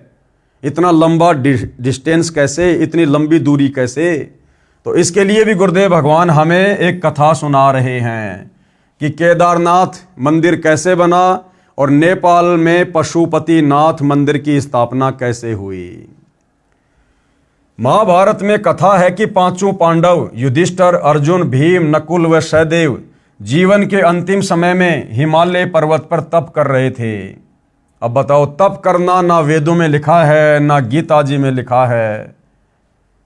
और भाइयों और बहनों, तप करने के लिए खुद गीता का ज्ञान देने वाला काल भगवान मना कर रहा है। अब बहुत सारे भाई बहन जो ये कहते हैं कि भाई गीता का ज्ञान श्री कृष्ण जी ने बोला है, चलो आपकी बात बड़ी करते हैं, गीता का ज्ञान श्री कृष्ण जी ने बोला है, लेकिन गीता का ज्ञान देते समय श्री कृष्ण जी तो तप करने के लिए मना कर रहे हैं। श्री कृष्ण जी तो कह रहे हैं भैया तप करने वाला मुझे दुखी करता है, तप करने वाला मुझे दुखी करता है। अब यहां पर श्री कृष्ण जी पांडवों को खुद तप करने की सलाह दे रहे हैं कि भैया पांडवों, महाभारत के युद्ध में तुमने जो बंधुघात किया था, जो करोड़ों सैनिक मरवाए हैं, उनका पाप तुम्हारे ऊपर चढ़ा हुआ है। अगर तुम वो पाप धोना चाहते हो तो सारे के सारे पांडव अंतिम समय में हिमालय में जाकर तपस्या करके गल जाओ, समाप्त हो जाओ, शरीर छोड़ दो। तो एक तरफ तो तुम्हारे श्री कृष्ण जी गीता जी में तप करने को मना कर रहे हैं और दूसरी तरफ तुम्हारा वही कृष्ण पांडवों को तप करने की सलाह दे रहा है। तो ये दोगली बात कैसे? तो ये दोगली बात नहीं है। श्री कृष्ण जी को तत्व ज्ञान नहीं था। श्री कृष्ण जी का धार्मिक गुरु दुर्वासा था और दुर्वासा खुद शास्त्र विरुद्ध साधना करता था, घोर तप करता था। और महाभारत में अर्जुन को जो ज्ञान दिया गया था वो श्री कृष्ण जी के शरीर में प्रेत की तरह प्रवेश करके इस काल ब्रह्म ने दिया था।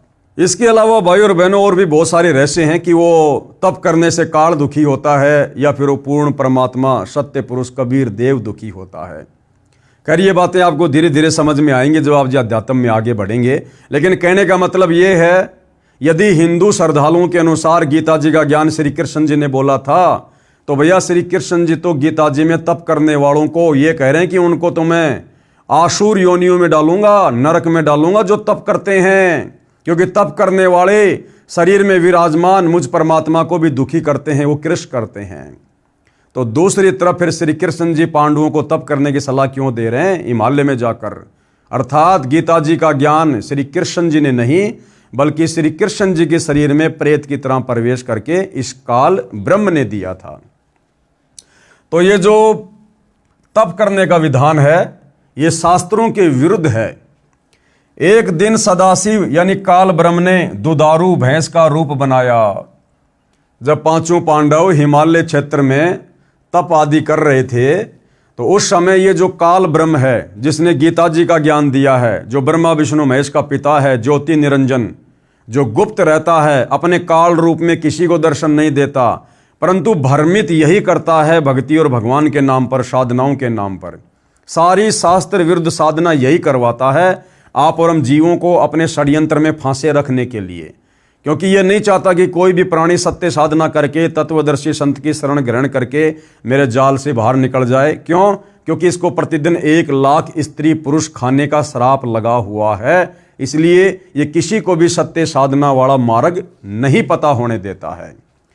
तो जब पांचों पांडव वहां पर थे तो उसी समय इस काल ब्रह्म ने, सदाशिव ने, ज्योति निरंजन ने, ब्रह्मा विष्णु महेश के पिता ने एक दूध वाली भैंस का रूप बनाया और उस क्षेत्र में घूमने लगा। भीम दूध प्राप्ति के मकसद से उसे पकड़ने के लिए दौड़ा तो भैंस पृथ्वी में समाने लगी।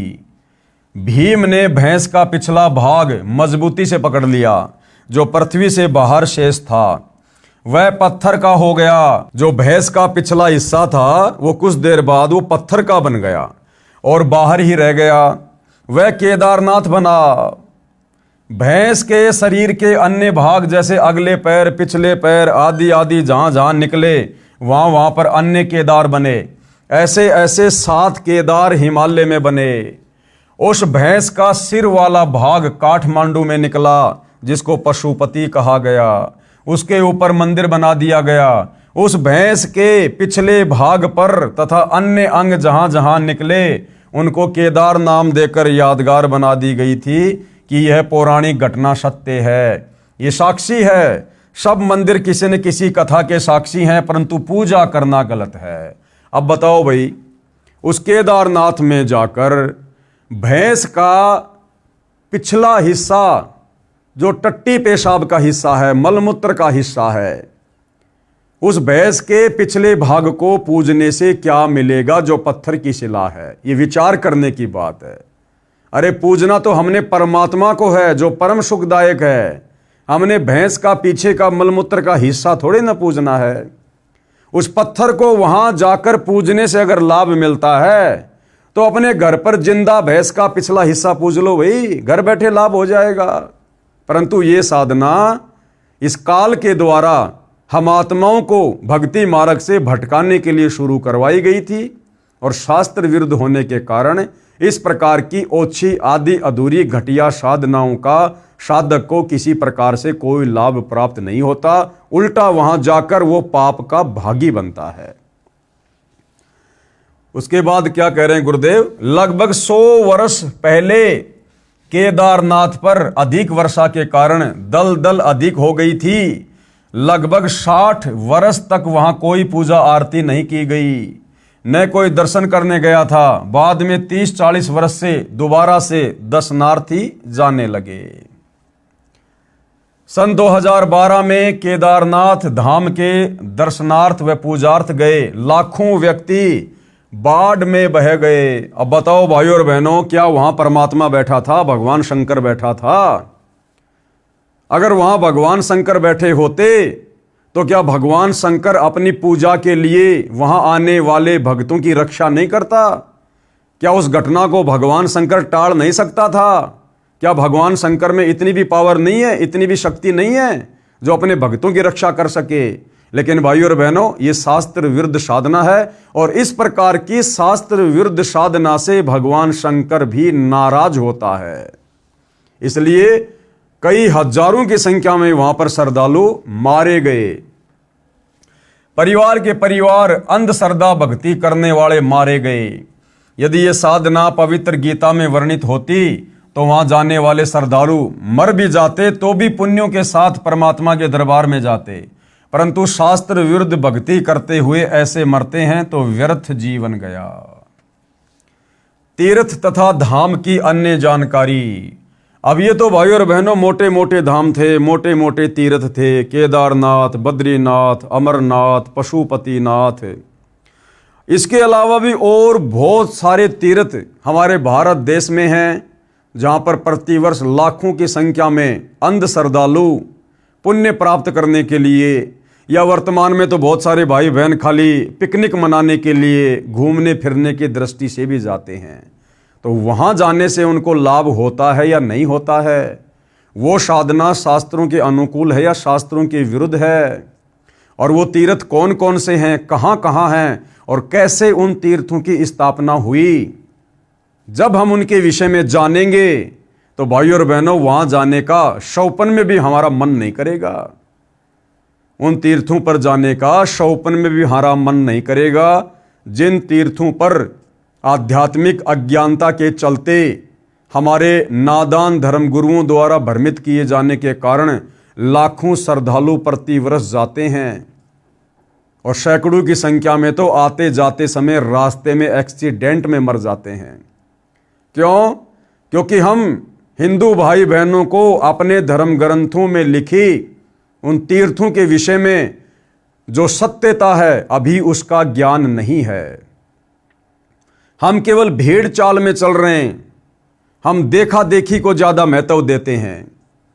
और जब हमें सत्यता का पता चलेगा कि उन तीर्थों की स्थापना कैसे हुई, कैसे कैसे घटिया कर्म वहां किए गए जिस कारण से वो तीर्थ कहलाए, अब यदि हम वहां लाभ प्राप्ति के लिए जाएंगे तो हमारे से बड़ा मूर्ख फिर कोई नहीं कहलाएगा। तो हकीकत क्या है जो हमारे पुराणों में वर्णित है? तीर्थ तथा धाम की अन्य जानकारी।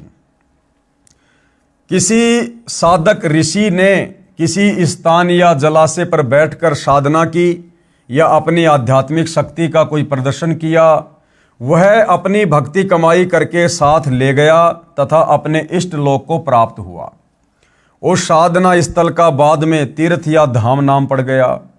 अब कोई उस जगह को देखने जाए कि यहाँ कोई साधक रहा करता था, कि यहाँ कोई बहुत बड़ा भगत रहा करता था, पहले उसने बहुतों का कल्याण किया। अब न तो वहाँ संत जी है जो उपदेश दे, वह तो अपनी कमाई करके चला गया शरीर छोड़ के। विचार करें, कृपया तीर्थ व धाम को हमाम दस्ता जाने। हमाम दस्ता क्या होता है? एक लोहे का उखड़ होता है, एक छोटा सा लोहे का मूसल होता है और कोई भी चीज़ उसमें कूटी जाती है, उसको हमाम दस्ता कहते हैं। 1 फुट का लोहे का गोल पात्र लगभग 9 इंच परिधि का उखड़ जैसा होता है तथा 1.5 फुट लंबा तथा 2 इंच परिधि का गोल लोहे का डंडा सा मूसल जैसा होता है, जो सामग्री व दवाइयां आदि कूटने के काम आता है। उसको कहते हैं हमाम दस्ता। एक व्यक्ति अपने पड़ोसी का हमाम दस्ता मांग कर लाया। उसने हवन की सामग्री कूटी तथा मांझ धोकर लौटा दिया। जिस कमरे में हमाम दस्ता रखा था उस कमरे में सुगंध आने लगी। घर के सदस्यों ने देखा कि यह सुगंध कहाँ से आ रही है, तो पता चला कि हमाम दस्ते से आ रही है। वे समझ गए कि पड़ोसी ले गया था, उसने कोई सुगंध युक्त वस्तु कूटी है। कुछ दिन बाद वह सुगंध भी आनी बंद हो गई। ठीक इसी प्रकार ये तीर्थ हैं भाइयों और बहनों। उस जगह पर जहां आज तीर्थ बने हुए हैं, किसी भगत ने, किसी साधक ने, किसी ऋषि ने, जैसा भी उसको ज्ञान प्राप्त था, उसने वो साधना की थी, वो भक्ति की थी। और जब उसका शरीर छूटा तो उसके बाद अपनी भक्ति कमाई को लेकर वो अपने इष्ट के धाम में चला गया, जहां तक कि उसने साधना की थी। अब वो तो अपनी सारी भक्ति कमाई लेकर चला गया। अब वहां जाने से आप और हमें क्या मिलेगा?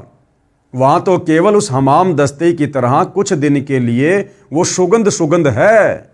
हम ही अपने मन में सोच लेते हैं कि हाँ, बड़ा आनंद आया, बड़ी अच्छी जगह है, बड़ा सुंदर वातावरण है, एकांत जगह है। परंतु भाइयों और बहनों, जो मूल वस्तु थी, जिस प्रकार हमाम दस्ते में जड़ी बूटी कूटी, वो तो पड़ोसी ने रख ली और साफ करके वापस लौटा दिया। अब उसके घर में भी 2-4 दिन तो वो सुगंध रही और धीरे धीरे वो भी समाप्त हो गई। तो इन तीर्थों को बने हुए भाइयों और बहनों हजारों वर्ष हो चुके हैं, हजारों वर्ष। और अब तो उन तीर्थों पर वो गंध भी नहीं है, वो सुगंध भी नहीं है, वो भी समाप्त हो चुकी है। तो भला हमें वहां जाने से क्या लाभ मिलेगा? मतलब टोटल देखा देखी हो रही है, देखा देखी। कुछ दिन बाद वह सुगंध भी आनी बंद हो गई। इसी प्रकार तीर्थ व धाम को एक हमाम दस्ता जानो। जैसे सामग्री कूटने वाले ने अपनी सर्व वस्तु पहुंच कर रख ली, खाली हमाम दस्ता लौटा दिया। अब कोई उस हमाम दस्ते को सूंघ कर ही कृतार्थ माने तो नादानी है। उसको भी सामग्री लानी पड़ेगी, तब पूर्ण लाभ होगा। ठीक इसी प्रकार किसी धाम व तीर्थ पर रहने वाला वो पवित्र आत्मा तो राम नाम की सामग्री कूटकर यानी भक्ति करके झाड़ पहुंचकर अपनी सारी भक्ति साधना की कमाई को साथ ले गया। बाद में अनजान श्रद्धालु उस स्थान पर जाने मात्र से कल्याण समझे तो उनके मार्गदर्शक यानी गुरुओं की शास्त्र विधि रहित बताई साधना का ही परिणाम है। उस महान आत्मा संत की तरह प्रभु साधना करने से ही कल्याण संभव है, उन तीर्थों पर जाने से नहीं। जिस प्रकार उन तीर्थों वाली जगह पर पहले वो साधु महात्मा ऋषि बैठकर भक्ति किया करता था, हमने भी उसी प्रकार से भाई भक्ति करनी पड़ेगी, तब हमें लाभ प्राप्त होगा। खाली उस जगह को देखने मात्र से कोई लाभ नहीं है। उसके लिए तत्वदर्शी संत की खोज करके उससे उपदेश लेकर आजीवन भक्ति करके मोक्ष प्राप्त करना चाहिए। शास्त्र विधि अनुकूल सत साधना मुझ दास रामपाल दास के पास उपलब्ध है, कृपया निःशुल्क प्राप्त करें। अब आगे गुरुदेव क्या समझा रहे हैं? तीर्थ स्थापना के प्रमाण। अब ये जितने भी तीर्थ धाम हैं नदियों के किनारे या तालाबों के किनारे, क्योंकि पहले हमारे साधु संत महात्मा ऋषिजन जो अपनी नादानी और अज्ञानता के चलते और घर परिवार को त्याग कर कर्म सन्यासी बनकर, जो कि गीता जी के विरुद्ध है, ये भक्ति करने के लिए जंगलों में चले जाया करते थे, किसी नदी के किनारे चले जाया करते थे और वहाँ बैठकर अपनी साधना किया करते थे जैसा भी उनको प्राप्त थी। और उनके मरने के बाद में वहाँ पर वो तीर्थ बन गए, वो धाम बन गए। तो इन तमाम प्रकार के धामों की, तीर्थों की, जहाँ पर आज ज़्यादातर हिंदू समाज अज्ञानता में भटक रहा है, इनकी स्थापना कैसे हुई? जब हम इनकी स्थापना के बारे में जानेंगे भाइयों और बहनों, हमारे धर्मशास्त्रों में लिखा हुआ पढ़ेंगे, हमें शर्म आएगी, शर्म। और वहाँ जाकर हमें सद्बुद्धि आएगी या हम दुर्बुद्धि का शिकार होंगे, वो भी हमें पता चलेगा। सबसे पहले है शुक्र तीर्थ कैसे बना। शुक्र तीर्थ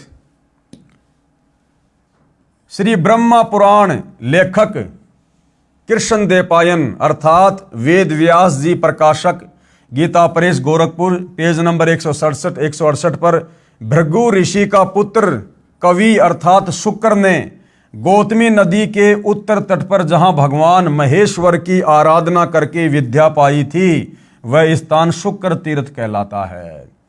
अब बताओ, उसने तो वहां बैठकर अपनी भक्ति की और जो भक्ति कमाई करी मरने के बाद अपने साथ लेकर चला गया।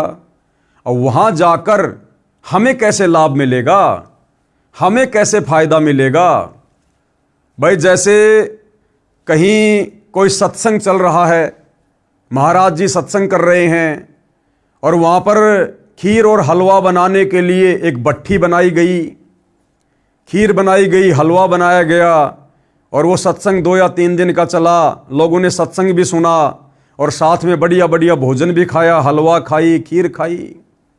अब वो सत्संग समाप्त हो गया, श्रद्धालुओं ने सारा सामान वहां से उठा लिया, टेंट भी उखाड़ लिए, महाराज जी भी चले गए, भगत भी चले गए।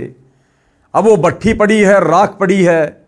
अब कोई व्यक्ति वहां जाकर ये कहे कि चल तुझे वहां लेके चलता हूं जहां पर महाराज जी आए थे, सत्संग किया था और वहां पर खीर बनाई थी, हलवा बनाया था। और वो व्यक्ति वहां जाकर देखता है कि वहां पर वो भट्ठी है और भट्ठी के चारों तरफ राख है। अब भाई ना वहां पर हलवा मिल सकता, ना वहां पर आपको खीर मिलेगी। वो तो जिस समय वो महात्मा था, सत्संग कर रहा था, अगर उस समय आप जी होते, वहां जाते, तो सत्संग भी सुनने को मिलते और बढ़िया बढ़िया भोजन भी खाने को मिलते। अब महाराज जी तो अपना सामान समेट कर कहीं और चला गया सत्संग करने के लिए। अब वहां तो केवल वो भट्ठी भट्ठी है, वो केवल यादगार है कि हाँ यहां पर सत्संग हुआ था, इस भट्ठी के ऊपर खीर बनी थी, हलवा बना था, वो केवल यादगार है। उस भट्ठी के चाहे 50 चक्कर काट लो, आपकी भूख शांत नहीं हो सकती।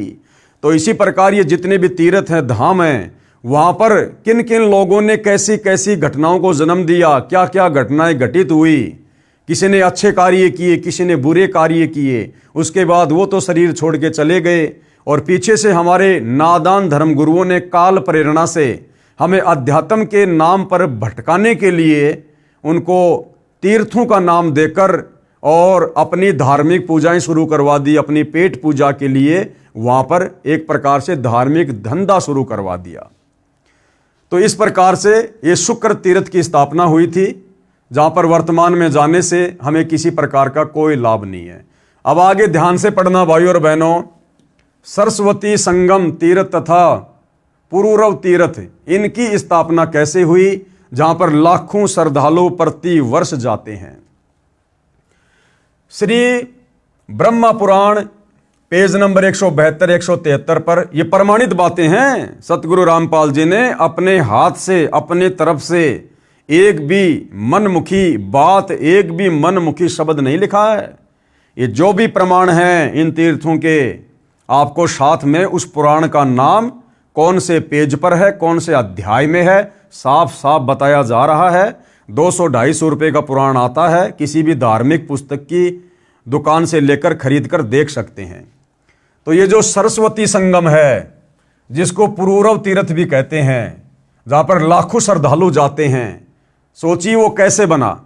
श्री ब्रह्म पुराण पेज नंबर 172 173 पर एक दिन राजा पुरूरवा श्री ब्रह्मा जी की सभा में गए।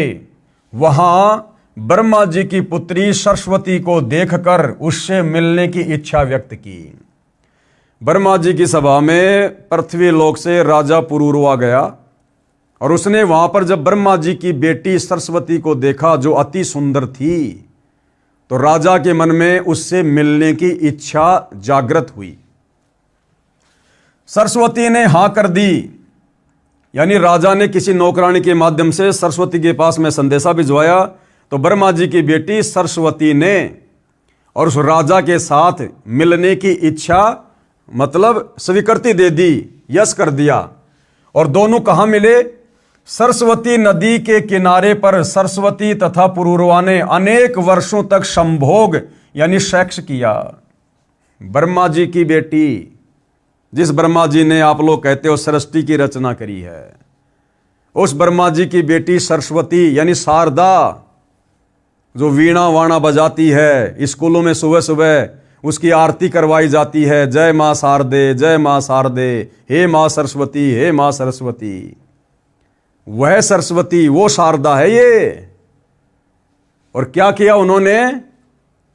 अपने पिता उस ब्रह्मा की आज्ञा के बिना चोरी छुपे उस राजा के साथ में ब्रह्मा जी की बेटी सरस्वती शारदा उस सरस्वती नदी के किनारे चली जाती है और हजारों वर्षों तक दोनों वहां पर शारीरिक संबंध बनाते हैं, सेक्स करते हैं। जिस प्रकार वर्तमान में लड़के और लड़कियां लिव इन रिलेशनशिप में रहते हैं, तो भैया ये परंपरा तो बहुत पहले से चली आ रही है, देवी देवताओं के समय से।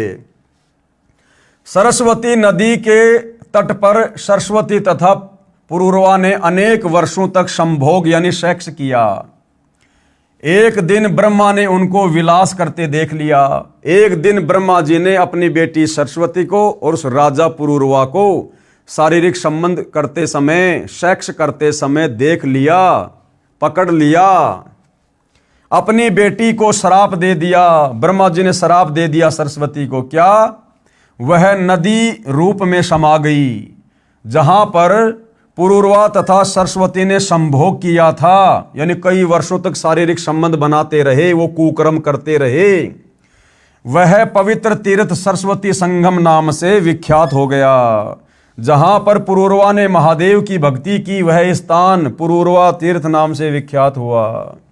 अब बताइए भाइयों और बहनों, ऐसी गंदी हरकत से जिस सरस्वती तीर्थ का जन्म हुआ, उस तीर्थ पर जाने से, पूजा करने से, भक्ति करने से क्या कभी हमें सद्बुद्धि मिलेगी? हम उल्टा दुर्बुद्धि का शिकार होंगे। यदि हम अपने बच्चों को उन तीर्थों पर लेकर जाएंगे और यदि ये कथा उनको सुनाएंगे, क्योंकि तीर्थ पर जाएंगे तो तीर्थ के विषय में जानने की इच्छा तो होती है ना, तो गाइड लोग क्या बताएंगे? यही कथा सुनाएंगे कि भैया सरस्वती तीर्थ की स्थापना कैसे हुई, तो यही विषय वासना की कहानी सुनाई जाएगी, ये कामसूत्र की बातें सुनाई जाएंगी। तो सोचिए आपके मन में क्या गंदे विचार उत्पन्न होंगे, आपके बच्चों के मन में क्या गंदे विचार उत्पन्न होंगे। आपको क्या मिला वहां जाकर, भक्ति या बकवाद? इसलिए सतगुरु रामपाल जी इन सभी तीर्थों पर, धामों पर ना जाने की सलाह देते हैं, क्योंकि ये शास्त्र विरुद्ध साधना है। गीता अध्याय 16 श्लोक 23 के अनुसार शास्त्र विधि को त्याग के जो मनमाना आचरण किया जाता है, उससे ना कोई लाभ मिलता है, ना कोई सिद्धि मिलेगी, ना कोई रिद्धि मिलेगी और ना अंत में मोक्ष मिलेगा। तो ये है भाइयों और बहनों सरस्वती संगम तीर्थ की कहानी। आगे देखिए 3 नंबर, वृद्धा संगम तीर्थ। इस वृद्धा संगम तीर्थ की नींव कैसे पड़ी? श्री ब्रह्म पुराण पेज नंबर 173 से 175। एक गौतम ऋषि थे, उनका 1000 वर्ष की आयु तक विवाह नहीं हुआ। वह वेद ज्ञान भी नहीं पढ़ा था, केवल गायत्री मंत्र याद था, उसी का जाप करता था। एक दिन वह एक पर्वत पर एक गुफा में गया। वहां पर 90,000 वर्ष की आयु की एक बुढ़िया स्त्री मिली। दोनों ने विवाह कर लिया। बताओ, उस ऋषि ने जो भक्ति करने गया था और थोड़ी सी उम्र का था, और उसने अपने दादी की उम्र की 90,000 साल की बुढ़िया के साथ में उसने शादी कर ली। एक दिन वशिष्ठ ऋषि तथा वामदेव ऋषि वहां गुफा में अन्य ऋषियों के साथ आए। उन्होंने गौतम ऋषि का उपहास किया। कहा कि हे गौतम जी, ये बुढ़िया आपकी माँ है या आपकी दादी माँ है? उनके जाने के पश्चात दोनों बहुत दुखी हुए। अगस्त ऋषि की राय से गोदावरी नदी के गोमती तट पर गए और कठोर तपस्या करने लगे। उन्होंने भगवान शंकर और विष्णु का शतवन किया, यानी आराधना की, तथा पत्नी के लिए गंगा जी को भी खुश किया। गंगा ने उनके तप से प्रसन्न होकर कहा, ब्राह्मण, आप मंत्र पढ़ते हुए मेरे जल से अपनी पत्नी का अभिषेक करो, इससे वह रूपवती हो जाएगी।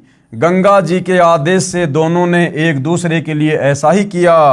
दोनों पति पत्नी सुंदर रूप वाले हो गए, वो गौतम ऋषि और वो 90 साल की बुढ़िया, दोनों जवान हो गए। वह जल जो मंत्रों का था, उससे बुढ़िया का नाम नदी बह चली। उसी स्थान पर गौतम ऋषि ने उस बुढ़िया के साथ जो युवती हो गई थी, मन भरकर संभोग किया। बताइए, और हम वहां जा रहे हैं मुक्ति प्राप्त करने के लिए, सद्बुद्धि प्राप्त करने के लिए। अरे भैया, वहां तो कामसूत्र की घटनाएं घटी हैं, वो तो विषय वासनाओं के अड्डे थे। जमकर लोगों ने सेक्स किया, संभोग किया, कुकर्म किए। और हम ऐसी अपवित्र जगह पर जाकर कैसे सद्बुद्धि को प्राप्त कर सकते हैं? कैसे हमें कोई भक्ति लाभ मिलेगा? कैसे हमें कोई पुण्य मिल सकता है? तब से उस स्थान का नाम वृद्धा संगम तीर्थ हो गया। वहीं पर गौतम ऋषि ने साधनार्थ एक शिवलिंग स्थापित किया था, वह भी उस बुढ़िया के नाम पर वरदेश्वर कहलाया। इस बुढ़िया संगम तीर्थ की कथा सब पापों का नाश करने वाली है, ऐसा उस पुराण में लिखा हुआ है। अब बताओ, वो खुद इतने कुकर्म करके और पाप की मालगाड़ी भर के ले गए, जिंदगी भर सेक्स करके, संभोग करके, कुकर्म करके, और वहां जाने से हमारे पाप कर्मों का नाश कैसे होगा? वहां किया हुआ स्नान दान सब मनोरथों को सिद्ध करने वाला है। इसीलिए तो सबका कल्याण हो रहा है, सबकी बुद्धि भ्रष्ट हो रही है इन तीर्थों पर जा जाकर। आगे पढ़िए भाइयों और बहनों, हमारे देवताओं की ओर करतूतें। अश्व तीर्थ तथा भानु तीर्थ तथा पंचवटी आश्रम की स्थापना। श्री ब्रह्मा पुराण पेज नंबर 162 से 163 तथा श्री मार्कंडे पुराण पेज नंबर 173 से 175 पर लिखा है, महर्षि कश्यप के ज्येष्ठ पुत्र आदित्य सूर्य हैं। उनकी पत्नी का नाम उषा है।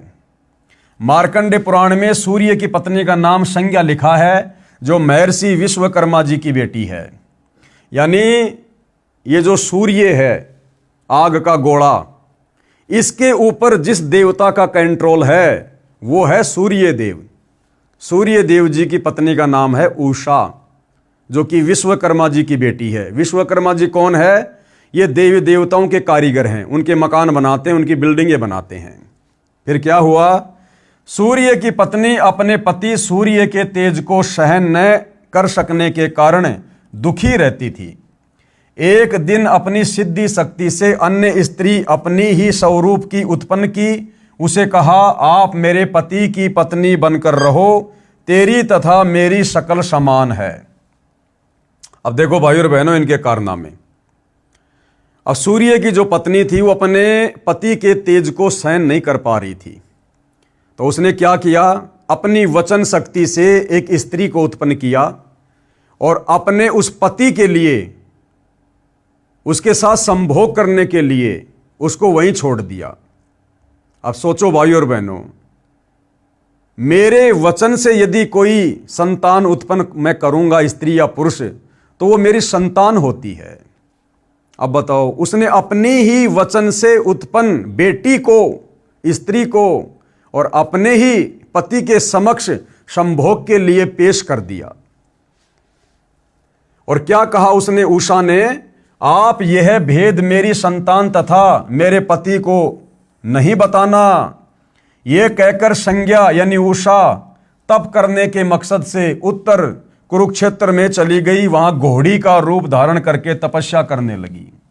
अब सूर्य की पत्नी उषा तपस्या करने चली गई और घोड़ी का रूप बना लिया, ताकि मेरा पति मुझे पहचान ना सके, मुझे दुखी ना करे, क्योंकि सूर्य देव उषा को बार बार शारीरिक संबंध बनाने के लिए दुखी करता था, परेशान करता था, और इस प्रकार की गतिविधियों से उषा बहुत ज्यादा दुखी थी, परेशान थी। भेद खुलने पर सूर्य भी घोड़े का रूप धारण करके वहां गया। जब सारी बातों का सूर्य देव को पता चला उस स्त्री के माध्यम से कि तेरी ओरिजिनल पत्नी तो ऐसे ऐसे घोड़ी का रूप बनाकर फला फला जगह तप करने गई है, जहां संज्ञा यानी उषा घोड़ी रूप में तपस्या कर रही थी, घोड़े रूप में सूर्य ने घोड़ी रूपधारी संज्ञा से संभोग करना चाहा। ये देवी देवता भी भाइयों और बहनों आम इंसानों से भी इन विषय विकारों के मामले में गिरे हुए हैं। उषा यानी संज्ञा घोड़ी रूप में वहां से भागकर गौतमी नदी के तट पर आई और घोड़ा रूपधारी सूर्य ने भी पीछा किया। वहां आकर घोड़ी रूप में अपने पतिव्रत धर्म की रक्षा के लिए घोड़ा रूपधारी पति को न पहचान कर उसकी ओर अपना पिछला भाग न करके मुख की ओर से ही सामना किया। दोनों की नासिका मिली। सूर्य वासना के वेग को रोक नहीं सके तथा घोड़ी रूपधारी उषा के मुख और ही संभोग करने के मकसद से प्रयत्न किया। नासिका द्वारा वीर्य प्रवेश से घोड़ी रूपधारी उषा के मुख से दो पुत्र कौन कौन, अश्वनी कुमार यानी नासत्य तथा दशर उत्पन्न हुए। इस प्रकार की उल्टी और गलत हरकत करने के चलते सूर्य देव के दो पुत्र उत्पन्न हुए उषा से तथा शेष वीर्य जमीन पर गिरने से रेवंत नामक पुत्र उत्पन्न हुआ। वह स्थान अश्व तीर्थ, भानु तीर्थ तथा पंचवटी आश्रम के नाम से विख्यात हुआ। अब बताओ भाई और बहनों, बताओ धन्य है हमारे देवी देवता। भाई और बहनों, 21 ब्रह्मांड में ये झंझट, लड़ाई झगड़ा, पति पत्नी का, विषय वासनाओं का, काम वासना का, ये इसी प्रकार से आग लगी हुई है। आग। आप और हम देवी देवता बनना चाहते थे ना। देवी देवता बनना तो बहुत दूर की बात थी। हम तो भक्ति करके ये सोचते थे कि मैं तो मेरे देवता के लोक में चला जाऊं, विष्णु जी के लोक में चला जाऊं, सूर्य भगवान के लोक में चला जाऊं। अब देख लो उन देवी देवताओं के कर्म और किस प्रकार की गलत हरकत करने के चलते और इस अश्वनी तीर्थ की स्थापना हुई है, जिस तीर्थ पर जाकर हम लोग भगवान प्राप्ति की उम्मीद लगाए बैठे रहते हैं, लाभ प्राप्ति की उम्मीद लगाए बैठे रहते हैं। इसलिए तो पूरे हिंदू समाज की बुद्धि भ्रष्ट हो चुकी है। समझाने से भी समझ में नहीं आती, आंखों से ये प्रमाण देखने के बाद भी समझ में नहीं आती है, क्योंकि काल ने हमारे को अध्यात्म में इतना नीचे गिरा दिया है। उसी स्थान पर सूर्य की बेटियों का अरुणा तथा वरुण नामक नदियों के रूप में समागम हुआ। उसमें भिन्न भिन्न देवताओं और तीर्थों का पृथक पृथक समागम हुआ। उक्त संगम में 27,000 तीर्थों का समुदाय है। वहां किया हुआ स्नान व दान अक्षय पुण्य देने वाला है। वो दुर्बुद्धि देने वाला दुर्बुद्धि, और अंत में मरने के बाद में दुर्गति देगा। फिर नारद उस तीर्थ के सुमरण से, कीर्तन और श्रवण से भी मनुष्य सब पापों से मुक्त, धर्मवान और सुखी होता है। बताओ, अब नारद जी को कह रहे हैं कि नारद उस अश्वनी तीर्थ की महिमा गाने से, उस घटना की बार बार जिक्र करने से, उस कथा को करने से कि अश्वनी तीर्थ की स्थापना कैसे हुई, कहते हैं अक्षय लाभ को देने वाला है, पाप नाश हो जाते हैं। अरे ऐसी गंदी कथा सुनने से तो मन में विकार उत्पन्न होंगे, उल्टे हम पाप के भागी बनेंगे, कुकर्म करने की प्रेरणा बनेगी, कुकर्म करने की। तो ये लिखा भाई और बहनों हमारे इन पुराणों में, जिनकी कथा हमारे धर्मगुरु सदियों से करते आ रहे थे और सब के अंदर विषय वासनाओं के बीज डाल दिए। इसलिए सतगुरु रामपाल जी इस शास्त्र विरुद्ध साधना को ना करने की सलाह देते हैं। नंबर 5, जन स्थान तीर्थ की स्थापना। अब इस तीर्थ की स्थापना कैसे हुई भाई? श्री ब्रह्म पुराण गीता प्रेस गोरखपुर से प्रकाशित पेज नंबर 161-162 पर ऋषि याज्ञवल्क्य से राजा जनक ने पूछा कि हे द्विज श्रेष्ठ, बड़े बड़े मुनियों ने निर्णय किया है कि भोग और मोक्ष दोनों श्रेष्ठ हैं। आप बताइए भोग से भी मुक्ति प्राप्त कैसे होती है? ऋषि याज्ञवल्क्य जी ने कहा, इस प्रश्न का उत्तर आप ससुर वरुण जी ठीक ठीक बता सकते हैं। चलो उनसे पूछते हैं। दोनों भगवान वरुण के पास गए, यानी जल देवता के पास गए, तथा वरुण ने बताया कि वेद में ये मार्ग निश्चित किया है कि कर्म न करने की उपेक्षा कर्म करना श्रेष्ठ है। धर्म, अर्थ, काम तथा मोक्ष ये चारों पुरुषार्थ कर्म से बंधे हुए हैं। नरप श्रेष्ठ, हे राजाओं में श्रेष्ठ, कर्म द्वारा सब प्रकार से साध्यों की सिद्धि होती है, इसलिए मनुष्यों को सब तरह से वैदिक कर्म का अनुष्ठान करना चाहिए। इससे वे इस लोक में भोग तथा मोक्ष दोनों प्राप्त कर सकते हैं। अकर्म से कर्म पवित्र है। इसके पश्चात राजा जनक ने ऋषि याज्ञवल्क्य को पुरोहित बनाकर गंगा के तट पर अनेकों यज्ञ किए, इसलिए उस स्थान का नाम जन स्थान तीर्थ के नाम से विख्यात हुआ। उस तीर्थ का चिंतन करने से, वहां जाने और भक्ति पूर्वक उसका सेवन पूजन करने से मनुष्य सब अभिलाषित वस्तुओं को पाता है और मोक्ष का भागी होता है, भोगी होता है। आगे देखिए भाइयों और बहनों, उपरोक्त पुराणों के लेखों का निष्कर्ष। प्रमाण संख्या 1 में कहा है कि भृगु ऋषि के पुत्र शुक्र ने गौतमी नदी के उत्तरी तट पर साधना की थी, जिस कारण से वह स्थान शुक्र तीर्थ नाम से विख्यात हुआ। अब वहां जाने का क्या लाभ है? यदि कोई उस शुक्र तीर्थ में केवल स्नान व वहां पर बैठे कामचोर व्यक्तियों को दान करने से ही मोक्ष मानता है, वो ज्ञानहीन व्यक्ति है, उसको ज्ञानवान कुछ नहीं है। परमात्मा की साधना जैसे शुक्राचार्य ने की थी, वैसी साधना किसी भी स्थान पर कोई साधक करेगा तो शुक्राचार्य को जो लाभ हुआ वो लाभ प्राप्त होगा। मात्र उस धाम पर जाकर चक्कर काटने से कुछ नहीं मिलने वाला।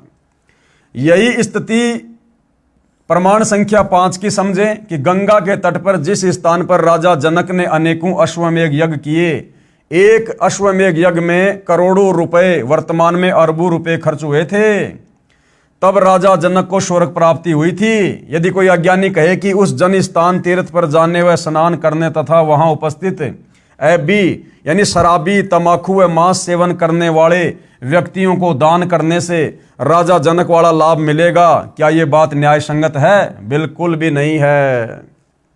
इतना कुछ करने के पश्चात भी राजा जनक मुक्त नहीं हो सका। वही आत्मा कलयुग में संत नानक जी के रूप में श्री कालूराम मेहता के घर जन्मा, फिर पूर्ण परमात्मा की भक्ति पूर्ण गुरु कबीर परमेश्वर से नाम प्राप्त करके की, तब उस आत्मा का मोक्ष हुआ। तो भला उस तीर्थ पर जाने मात्र से आप और हमारा वर्तमान में कलयुगी जीवों का कैसे उद्धार हो जाएगा? प्रमाण संख्या 2 में श्री ब्रह्मा जी की बेटी सरस्वती ने पुरूरवा नामक राजा के साथ अपने पिता से छुपकर सेक्स यानी संभोग किया। जब पिताजी ने उन्हें ऐसा करते देखा तो श्राप दे दिया। वह स्थान जहां पर सरस्वती ने तथा राजा पुरूरवा ने दुराचार किया, उस स्थान का नाम सरस्वती संगम तीर्थ विख्यात हुआ। अब सोचो वहां जाने से क्या मिलेगा, कैसे लाभ होगा? विचार करें, क्या ऐसे स्थान पर जाने व स्नान करने से कोई लाभ हो सकता है? प्रमाण संख्या 3 में कहा है कि एक गौतम नामक ऋषि ने 1000 वर्ष की आयु में 90,000 वर्ष की आयु की वरदा से यानी उस बुढ़िया से विवाह किया। अपने को युवा बनाने के उद्देश्य से दोनों ने गोदावरी नदी के गौतमी तट पर कठोर तप किया। उन दोनों ने किस मकसद से तप किया कि भाई वो जो बुढ़िया है वो भी जवान हो जाए, और जवान हो जाएगी तो मैं फिर जी भरकर इसके साथ में शारीरिक संबंध बनाऊंगा, संभोग करूंगा, मौज मस्ती करूंगा। दुराचार करने के मकसद से उन्होंने वहां पर तप किया, और हम वहां जाकर सोच रहे हैं कि हमें सद्बुद्धि आएगी, कभी नहीं आने वाली। उसके पश्चात मंत्रों से जल मंत्रित करके एक एक दूसरे पर डाला, दोनों युवा हो गए। ये सब कुछ भाई और बहनों काल करवाता है, अन्यथा वो ही नदी है, वो ही पानी है। आप वहां जाकर देखिए, अपनी पत्नी पे छींटे मारकर उसको युवा कर दो ना। ये सब कुछ ये काल करवाता है, काल। इसने तो इस प्रकार से तीर्थों की स्थापना करवा के इस कलयुग में आप और हम जीवों को भक्ति के नाम पर भटकाना था, भटकाना। तत्पश्चात उस स्थान पर दोनों ने मन भरकर संभोग अर्थात विलास सेक्स किया। वह स्थान वरदा संगम तीर्थ कहलाया। विचार करने योग्य बात है कि ऐसे स्थानों पर जाने से आत्म कल्याण के स्थान पर पतन ही होगा, आत्म उद्धार नहीं हो सकता। आगे देखिएगा, प्रमाण संख्या 4 में कहा है कि सूर्य की पत्नी घोड़ी का रूप धारण करके तपस्या कर रही थी। सूर्य काम वासना यानी सेक्स के प्रेशर के वश होकर घोड़ा रूप धारण करके घोड़ी रूपधारी अपनी पत्नी के पास गया। घोड़ी ने उसे अपने पृष्ठभाग यानी पीछे की ओर नहीं जाने दिया। सूर्य इतना सेक्स के प्रेशर में यानी काम वासना के दबाव में था कि उसने घोड़ी के मुख की ओर ही संभोग क्रिया प्रारंभ की। जिस कारण से उन्हें 3 पुत्र प्राप्त हुए। वह स्थान अश्व तीर्थ नाम से विख्यात हुआ। ये है हमारे देवताओं के लक्षण। जिस सूर्य देवता को हम जल अर्पित करते हैं, ये कर्म है सूर्य देव के। वहीं पर सूर्य की 2 बेटियां जाकर नदी बनकर बहने लगी, जिस कारण से वही स्थान पंचवटी आश्रम नाम से भी प्रसिद्ध हुआ। ऐसी नदियों का तो पानी पीना तो दूर, नहाने से भी दुर्बुद्धि आएगी, दुर्बुद्धि। उसी स्थान को भानु तीर्थ भी कहा जाता है। इस तीर्थ का लाभ लिखा है कि इसके सुमरण से, यानी उस तीर्थ की महिमा करने मात्र से, उसकी बातचीत करने मात्र से और कीर्तन करने से तथा इनकी कथा सुनने से सब पापों से मुक्त होकर धर्मवान और सुखी होता है। अगर इस प्रकार की गंदी हरकतों की कथाएं सुनने से अगर आदमी धर्मवान बनता है, धनवान बनता है, तो भैया फिर तो काम वासना की पुस्तक लाकर खुद भी पढ़ो और अपने बच्चों को भी पढ़ाओ, सहपरिवार पढ़ो, गांव वालों को इकट्ठा करके उसकी कथा करो। अरे कामसूत्र की कथाएं, काम वासना की किताबें आजकल तो बहुत मिलती हैं, कलयुग है। तो इस प्रकार की पुस्तकें लाके हमारे धर्म गुरुओं को और उन धर्म गुरुओं पर अंधा विश्वास करने वाले हमारे हिंदू भाई बहनों को विषय वासनाओं की पुस्तकें लाकर, कामसूत्र की पुस्तकें लाकर और सहपरिवार बैठकर पढ़नी चाहिए, जिससे हम धर्मवान बनेंगे और धनवान बनेंगे।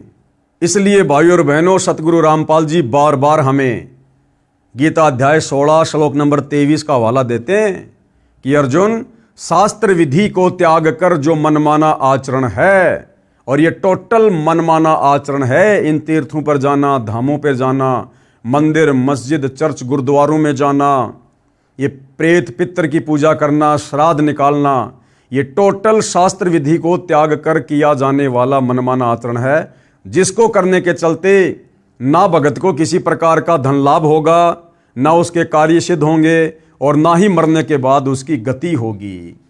इसलिए भाइयों और बहनों, गीता अध्याय 4 श्लोक नंबर 34 में ये गीता का ज्ञान देने वाला ब्रह्म, ये काल अर्जुन से कह रहा है कि अर्जुन, अगर तुझे संपूर्ण पापों से मुक्ति प्राप्त करनी है, जन्म मरण के बंधन से छुटकारा प्राप्त करना है, तो किसी तत्वदर्शी संत की खोज कर ले भाई, और उस तत्वदर्शी संत के बताए अनुसार भक्ति साधना कर, धर्म कर्म कर, उसके बाद तेरी मुक्ति होगी।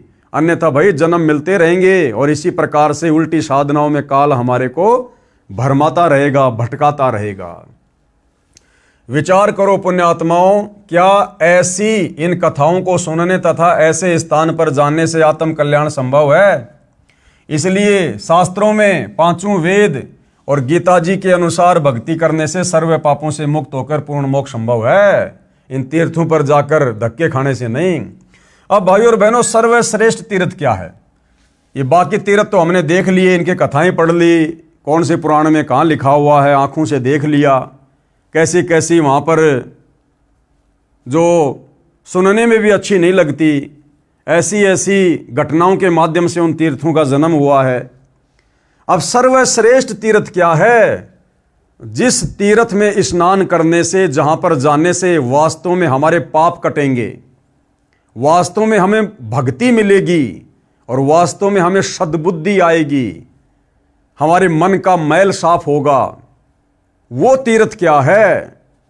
वो तीर्थ है चित्त शुद्धि तीर्थ, यानी मन को शुद्ध करने वाला तीर्थ, मन के मैल को काटने वाला तीर्थ। और वो क्या है?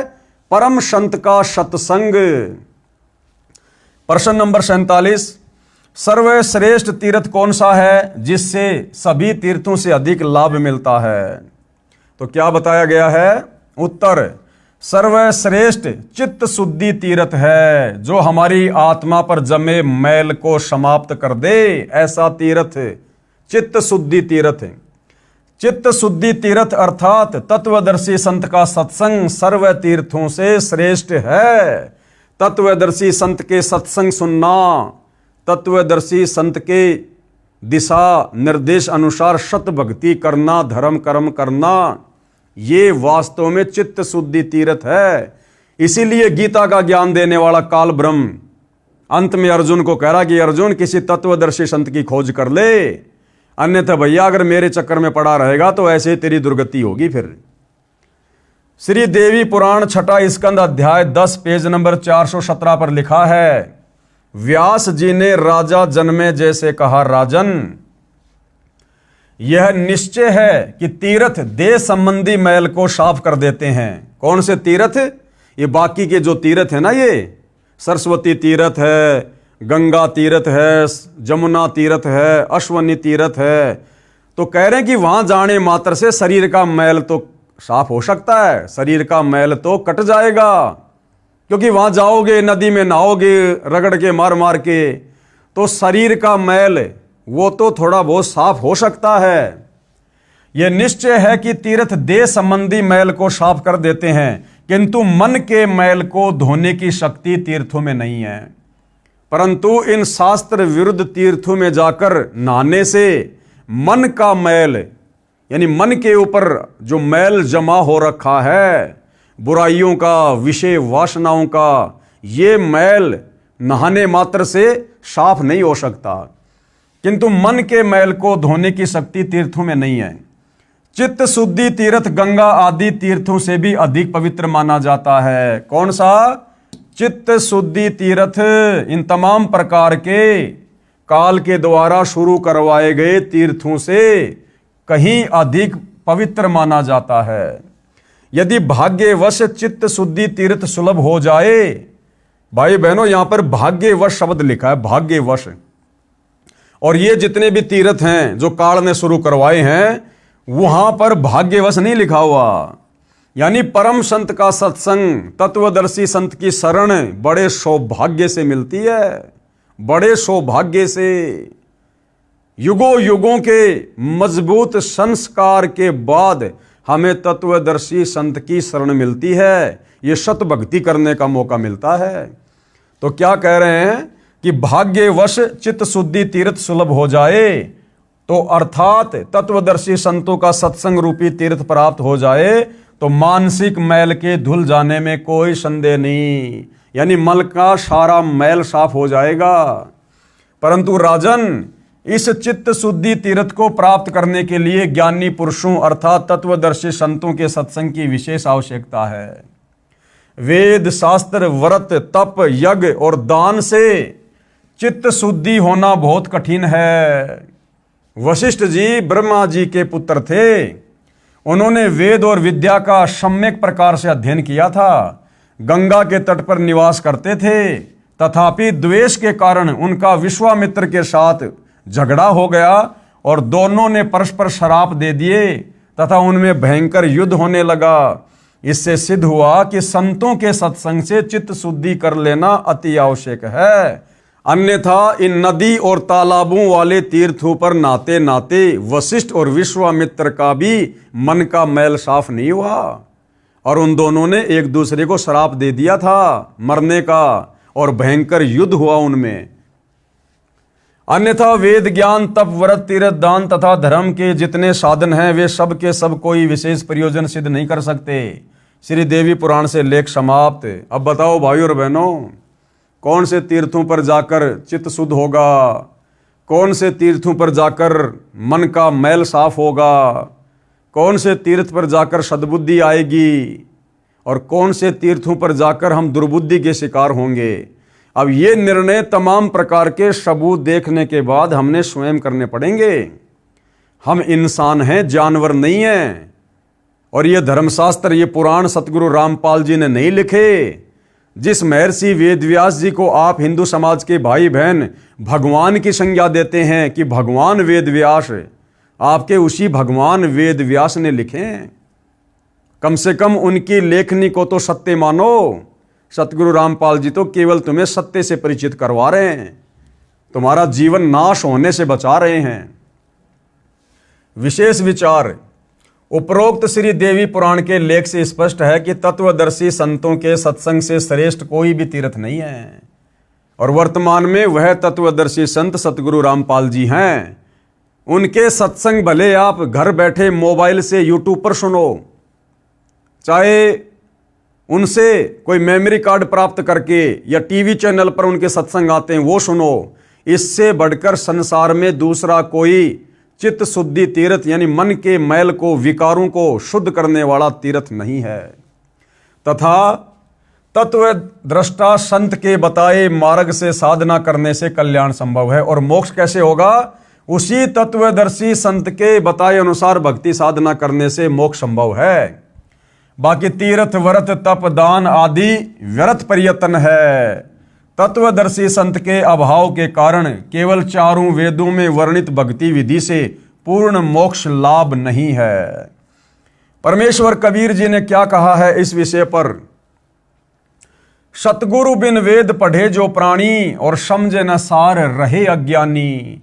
ये हमारे जितने भी धर्मगुरु हैं, आचार्य शंकराचार्य हैं, जिनके हम नाम गांव पते जानते हैं, इनको किसी को भी वेद ज्ञान नहीं, गीता का ज्ञान नहीं। केवल संस्कृत भाषा बहुत अच्छी आती थी, जिस कारण से इन्होंने वेदों को, गीता को, श्लोकों को कंठस्थ याद कर लिया, उन कथाओं को सुनाना प्रारंभ कर दिया और रोजी रोटी का धंधा इन्होंने इन धर्मशास्त्रों को बनाया। परंतु मुक्ति का मार्ग इनके पास नहीं है। ये लोग तत्वदर्शी संत के अभाव में इन हमारे धर्मशास्त्रों में, वेदों में, गीता जी में वास्तव में लिखा क्या है भक्ति और भगवान के विषय में, ये लोग निष्कर्ष नहीं निकाल पाए। तो कहते हैं सतगुरु के बिना जो व्यक्ति वेद पढ़ेगा, समझे ना सार रहे अज्ञानी। सतगुरु यानी सच्चा गुरु। खाली लाल कपड़े पहन लेने से, गले में रुद्राक्ष की माला डाल लेने से, ऊंची ऊंची संस्कृत बोलने से कोई सतगुरु नहीं होता। या अपने नाम से पहले सतगुरु शब्द लिखवा ले, वो सतगुरु नहीं होता। सतगुरु वो होता है जो अध्यात्म के विषय में हमें धर्मशास्त्रों का सार निकाल कर दे दे आत्मा के कल्याण के लिए। तो वर्तमान में वह सतगुरु रामपाल जी हैं। उनकी शरण में आए बिना भाई, चाहे देवी देवता हो, चाहे ब्रह्मा विष्णु महेश हो, चाहे शंकराचार्य हो, चाहे आचार्य हो, ये अध्यात्म के विषय में क ख ग भी नहीं जान सकते और अंत में ये अज्ञानी ही रहेंगे। सतगुरु बिन काहू न पाया ज्ञाना, जो थोता बुस छिड़े मूड किसाना। 68 तीर्थ भ्रम भ्रम आवे, सब फल सतगुरु चरणा पावे। ये दुनिया भर के जो 68 तीर्थ हैं, लोग नादानी में जिनकी यात्रा करते हैं, लाखों रुपया खर्च करते हैं, कहते हैं सच्चे सतगुरु की शरण में आकर उनके बताए अनुसार भक्ति कर। सच्चे सतगुरु के चरणों में 68 तीर्थों से भी ज्यादा लाभ तुझे घर बैठे मिलेगा। 68 तीर्थ भ्रम भ्रम आवे, 100 फल सतगुरु के चरणों में पावे। और कबीर तीर्थ कर कर जगमुआ, उड़े पानी नहाए। सत नाम के जाप नहीं, काल घसीटे जाए। चाहे कितना तीर्थों में जाके नहा लो, लेकिन भाई सच्चे सतगुरु से जब तक सच्चा नाम नहीं मिलेगा, सतनाम नहीं मिलेगा, तब तक काल आपकी ऐसे दुर्गति रखेगा। सूक्ष्म वेद अर्थात तत्व ज्ञान में क्या कहा है? 68 तीर्थ ब्रह्म ब्रह्म आवे, 100 फल सतगुरु चरणों पावे। गंगा यमुना बद्री समेते, जगन्नाथ धाम है जेते। तुम्हारी गंगा नदी, यमुना नदी, तुम्हारा ये बद्रीनाथ समेत ये जो जगन्नाथ धाम है, जितने भी धाम हैं, उनमें भ्रमणे भटकने से कोई भी फल प्राप्त नहीं होगा। भर में फल प्राप्त होए न जेतो, और गुरु सेवा में फल पावे ते तो। उन धामों पर भटकने से तुम्हें वो फल नहीं मिलेगा जो फल तुम्हें सतगुरु की सच्ची भक्ति में, सच्चे सुमरण में मिलेगा। कोटिक तीर्थ सब कर आवे, गुरु चरणा फल तुरंत ही पावे। चाहे तुम दुनिया भर के कितने तीर्थों पर जाकर धक्के खा लो, करोड़ों तीर्थों पर चाहे तुम करोड़ों बार जाओ, तुम्हें कोई लाभ किसी भी प्रकार का अध्यात्म का नहीं मिलेगा। और सतगुरु के चरणों में यानी उनके बताए अनुसार सत भक्ति, सत सुमरण करने से आपको थोड़े से सुमरण से करोड़ों तीर्थों से भी कहीं ज्यादा लाभ मिलेगा। सतगुरु मिले तो अगम बतावे। अगम यानी मोक्ष का मार्ग बताएगा, सनातन परम धाम की जानकारी देगा। और जम की आंच ताही नहीं आवे। जम यानी ये काल, यमराज, ये हमें किसी प्रकार से दुखी नहीं कर सकता। गधा कुत्ता सुअर नहीं बना सकता, तपतशिला पर नरक में नहीं डाल सकता। भक्ति मुक्ति को पंथ बतावे कौन? सच्चा सतगुरु। और बुरा होण को पंथ छुड़ावे। और जो बुराइयां होती हैं, सच्चा सतगुरु अपना ज्ञान देकर चित्त शुद्धि तीर्थ में हमें डुबकी लगवाकर, चित्त शुद्धि तीर्थ क्या? सच्चे सतगुरु का सत्संग हमारी सारी बुराइयां छुड़वा देता है। और सतगुरु भक्ति मुक्ति के दानी, सच्चा सतगुरु ही भक्ति देकर फिर मुक्ति दिलवाता है। और सतगुरु बिना न छूटे खानी। बिना सच्चे सतगुरु तत्वदर्शी संत की शरण में आए बिना हमारी 4 खानियां नहीं समाप्त हो सकती। अंडज, जेरज, उद्भज, श्वेतज, ये 4 प्रकार की खानियां हैं जिनमें 84 लाख प्रकार के जीव कष्ट भोगते हैं। तो बिना सच्चे सतगुरु की शरण के हम इन 4 खानियों में भ्रमने भटकने से नहीं बच सकते। सतगुरु गुरु सुरधेनु समाना और पावे चरण मुक्ति परवाना। जो सच्चा सतगुरु होता है, तत्वदर्शी संत, कहते हैं वो देवताओं की जो गाय होती है सुरधेनु, और देवताओं का जो वो कल्प जो वृक्ष होता है सुरतरु, जिनके नीचे बैठने मात्र से जो भी मन में सोचेंगे कल्पना करेंगे वही इच्छित वस्तु हमें प्राप्त हो जाती है। कहते हैं उस तेरे देवताओं के उस सुरतरु और सुरधेनु से सच्चे सतगुरु की शरण में आकर तुझे वो मिलेगा जो वहां पर लाख जन्म में नहीं मिल सकता। सरलार्थ किया गुरुदेव ने इन वाणियों का कि पूर्ण परमात्मा द्वारा दिए तत्व ज्ञान यानी सूक्ष्म वेद में कहा है कि तीर्थों और धामों पर जाने से कोई पुण्य लाभ नहीं है। असली तीर्थ सतगुरु यानी तत्वदर्शी संत का सत्संग सुनने जाना है। जहां तत्वदर्शी संत का सत्संग होता है वह सर्वश्रेष्ठ तीर्थ तथा धाम है। तो भाई सतगुरु रामपाल जी के सत्संग मोबाइल में अपने घर पर बैठकर सुनने मात्र से आप अपने घर को ही तीर्थ बना सकते हो। घर को ही तीर्थ। इसी कथन का साक्षी संक्षिप्त श्रीमद् देवी भागवत महापुराण भी है। उसमें 6 स्कंद के अध्याय 10 में लिखा है कि सर्वश्रेष्ठ तीर्थ तो चित्त शुद्ध तीर्थ है। जहां तत्वदर्शी संत का सत्संग चल रहा है उसके अध्यात्म ज्ञान से चित्त की शुद्धि होती है, मन का मैल समाप्त होता है, भक्ति के विषय में जानकारी प्राप्त होती है, बुराइयां छूटती है, शास्त्रोक्त अध्यात्म ज्ञान तथा शास्त्रोक्त भक्ति विधि का ज्ञान होता है। यानी वास्तव में मुक्ति के लिए सच्ची भक्ति क्या है यह तत्वदर्शी संत के सत्संगों से पता चलता है, जिससे जीव का कल्याण होता है। अन्य तीर्थ मात्र भ्रम है। बाकी भाई गंगा, जमुना, सरस्वती, अश्वनी तीर्थ, सरस्वती तीर्थ, बद्रीनाथ, केदारनाथ, नैना देवी, ज्वाला देवी, ये सब भ्रम है। भ्रम वहां जाकर केवल धक्के तो खा सकते हो, पाप के भागी तो बन सकते हो, परंतु आत्म कल्याण नहीं है। इसी पुराण में लिखा है कि सतगुरु रूप तीर्थ मिलना अति दुर्लभ है। यानी सच्चे सतगुरु का मिलना भाई ये अति दुर्लभ है। देवता लोग भी सतगुरु की शरण में आने के लिए तरसते हैं, तड़पते हैं, और आप और हमें वह सतगुरु बड़ी आसानी से वर्तमान में सुलभ है। तो भाई और बहनों, समझदार तो मौका उठा लेगा, देर नहीं करेगा। सूक्ष्म वेद में बताया है कि सतगुरु तो कल्प वृक्ष तथा कामधेनु के समान है। जैसे पुराणों में कहा है कि स्वर्ग में कल्प वृक्ष तथा कामधेनु है, उनसे जो भी मांगो सब सुविधाएं प्रदान कर देते हैं। इसी प्रकार सतगुरु जी सत्य साधना बताकर सर्व लाभ भगत को प्रदान करवा देते हैं तथा अपने आशीर्वाद से भी अनेकों लाभ देते हैं। भक्ति करवाकर मुक्ति की राह आसान कर देते हैं। इसलिए कहा है कि एक साधे सब सदे, सब साधे सब जाए, और माली सिंचे मूल को फले फूले अघाए। एक साधे सब सदे, एकमात्र तत्वदर्शी संत सतगुरु रामपाल जी की शरण में आकर भक्ति करने से हमें वो तमाम प्रकार के आध्यात्मिक, सांसारिक और भौतिक लाभ प्राप्त होंगे जो हम इस काल के द्वारा शुरू करवाए गए धामों पर, तीर्थों पर और शास्त्र विरुद्ध साधना को करके असंख्य जन्म भी प्राप्त नहीं कर सकते। शब्दार्थ, एक सतगुरु रूप तीर्थ पर जाने से सब लाभ मिल जाता है। सब तीर्थों, धामों व अन्य अंधश्रद्धा भक्ति से सब लाभ समाप्त हो जाते हैं। जैसे आम के पौधे की एक जड़ की सिंचाई करने से पौधा विकसित होकर पेड़ बनकर बहुत फल देता है। यदि पौधे को उल्टा करके जमीन में गड्ढे में शाखाओं की ओर से रोपकर शाखाओं की सिंचाई करेंगे तो पौधा नष्ट हो जाएगा। तो भैया काल के द्वारा शुरू करवाए गए इन तीर्थों पर, धामों पर जाना, मंदिर, मस्जिद, चर्च, गुरुद्वारों में जाकर भक्ति की उम्मीद करना, तो भैया पेड़ को यानी पौधे को गमले में शाखाओं की ओर से रोपकर सिंचाई करने जैसा है। वो पौधा सूखेगा ही सूखेगा। पौधे को गमले में जड़ की ओर से रोपना पड़ेगा और फिर जड़ की सिंचाई करनी पड़ेगी, जिससे पूरा पौधा बड़ा होगा, और बड़ा होगा तो उसके फल भी लगेंगे। तो भाई वो शास्त्र अनुकूल सत भक्ति वाला पौधा वर्तमान में सतगुरु रामपाल जी का सत्संग है।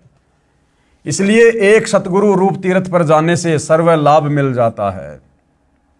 जैसा कि संक्षिप्त श्रीमद् देवी भागवत महापुराण में लिखा है कि सतगुरु रूप तीर्थ मिलना अति दुर्लभ है, परंतु आप जी को सतगुरु रूप तीर्थ अति सुलभ है। यानी वर्तमान में सतगुरु रामपाल जी बड़ी आसानी से आप और हमारी आत्मा के कल्याण के लिए धरती पर सुलभ हैं।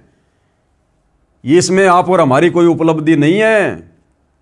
ये सतगुरु रामपाल जी परमेश्वर जी की एक दया है, एक मेहर है उनकी हमारे ऊपर, जो परमेश्वर ने ऐसे घोर कलयुग में इतनी आसानी से हमें अपना हाथ पकड़वा दिया।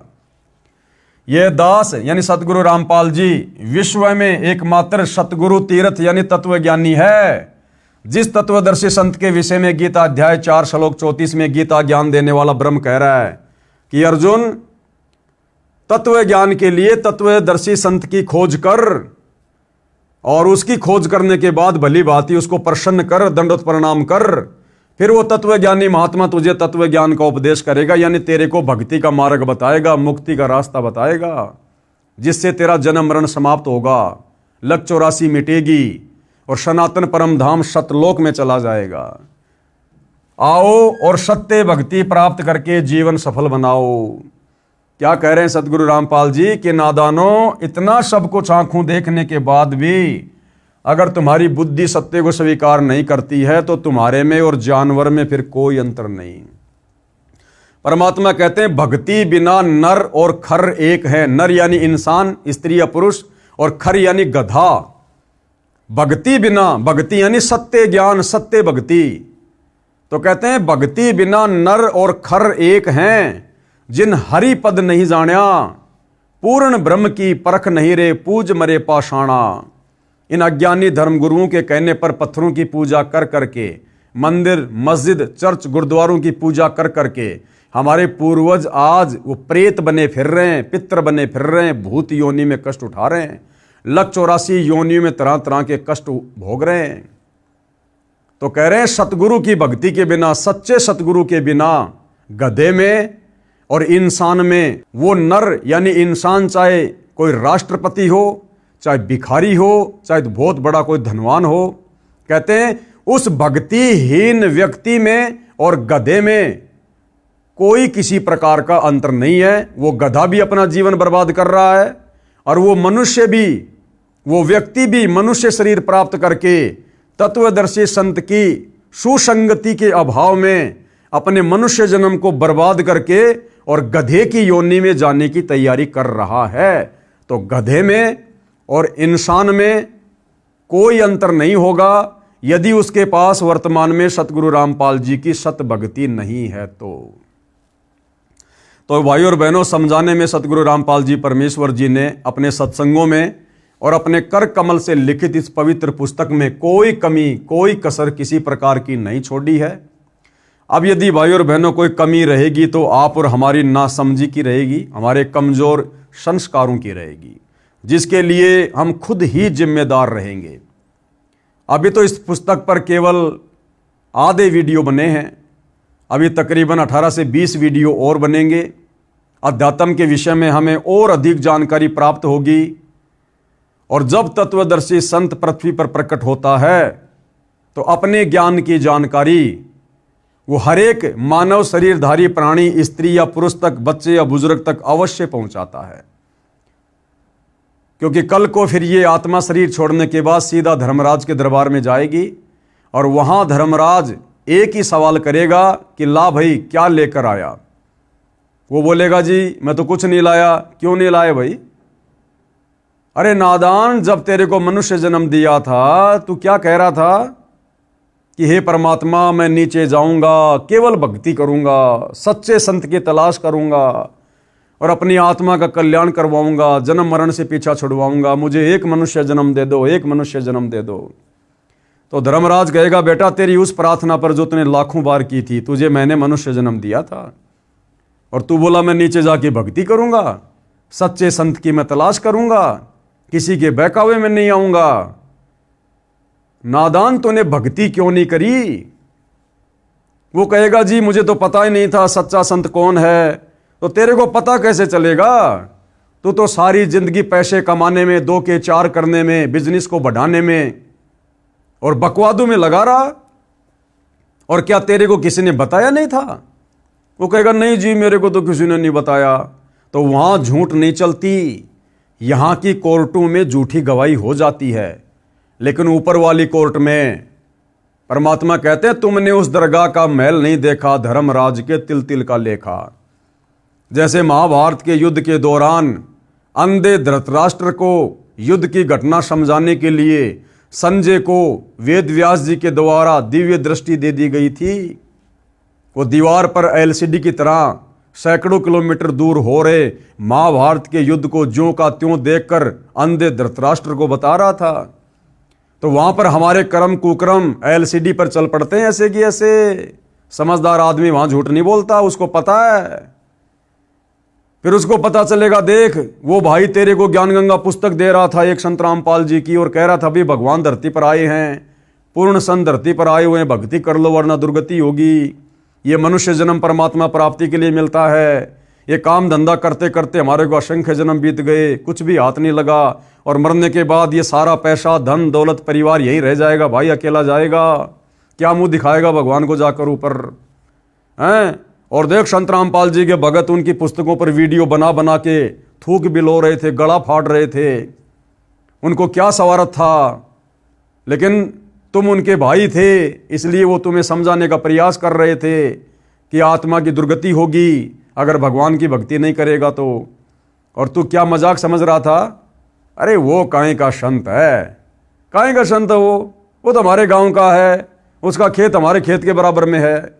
अरे वो तो जेई की नौकरी किया करता था, उसको सरकार ने ये कर दिया था, वो कर दिया था, हैं उसने वो कांड करवा दिए, ये कांड करवा दिए, बिना सच्चाई जाने। तो सारी की सारी बकवादे वहां पर उस भाई को दिखाई जाएंगी। फिर वो भाई नीची गर्दन करके खड़ा हो जाता है और फिर कहता कि भगवान एक जन्म और दे दो, अब की बार तो मैं पक्का भक्ति करूंगा। फिर वो नहीं सुनता धर्मराज, फिर तो कह देता यम के दूतों को पकड़ो रे इसकी गर्दन, ठोको इसको नरक में, बढ़ाओ इसको गधा। इस मनुष्य जन्म में जाके तो इसने किला तोड़ दिया, अब अगला मनुष्य जन्म दे दूंगा तो पता नहीं क्या कर लेगा ये। फिर उसको नरक में ठोक दिया जाता है, 84 लाख योनियों में भेज दिया जाता है। फिर सारी जिंदगी गधा बन के कुम्हार के लट खाएगा फिर वो। तो ये दुर्गति भाई और बहनों फिर आप और हमारी होगी, जो वर्तमान के इस गोल्डन चांस को चूक जाएंगे, यानी सतगुरु रामपाल जी की शरण में आकर जो सत भक्ति नहीं करेंगे। और बाकी आप चाहे ब्रह्मा विष्णु महेश की खोपड़ी पे जाके बैठ के भक्ति कर लेना भाई, मुक्ति का मार्ग नहीं है। तो भाई और बहनों, समझदार को तो संकेत ही काफी होता है, बाकी भैंस के आगे बीन बजाने से कोई फायदा नहीं। लेकिन हमारी ड्यूटी है भाई, हम तो बीन बजाएंगे। क्या पता कलयुग है, परमात्मा धरती पर है, किसी को सद्बुद्धि आ जाए, भैंस भी जाग जाए। तो हमारी तो कोशिश है, हम तो इस परमार्थ के कार्य को आगे बढ़ाएंगे जो हमारे गुरुदेव भगवान ने हमें दिया है, इससे हमारी सेवा भी बनती है। तो भाई और बहनों, कल के वीडियो में हम अध्यात्म के विषय में और आगे जानने का प्रयास करेंगे गुरुदेव के आशीर्वाद से। तब तक गुरुदेव भगवान हम सबको आज्ञा दे, आशीर्वाद दे, सद्बुद्धि दे, हमारा मार्गदर्शन करे और हमारे अंदर वो प्रेरणा प्रकट करे, जिससे हम घर बैठे मोबाइल से उनके सत्संग सुनना शुरू करें। बंदी छोड़ सतगुरु रामपाल जी भगवान की जय हो।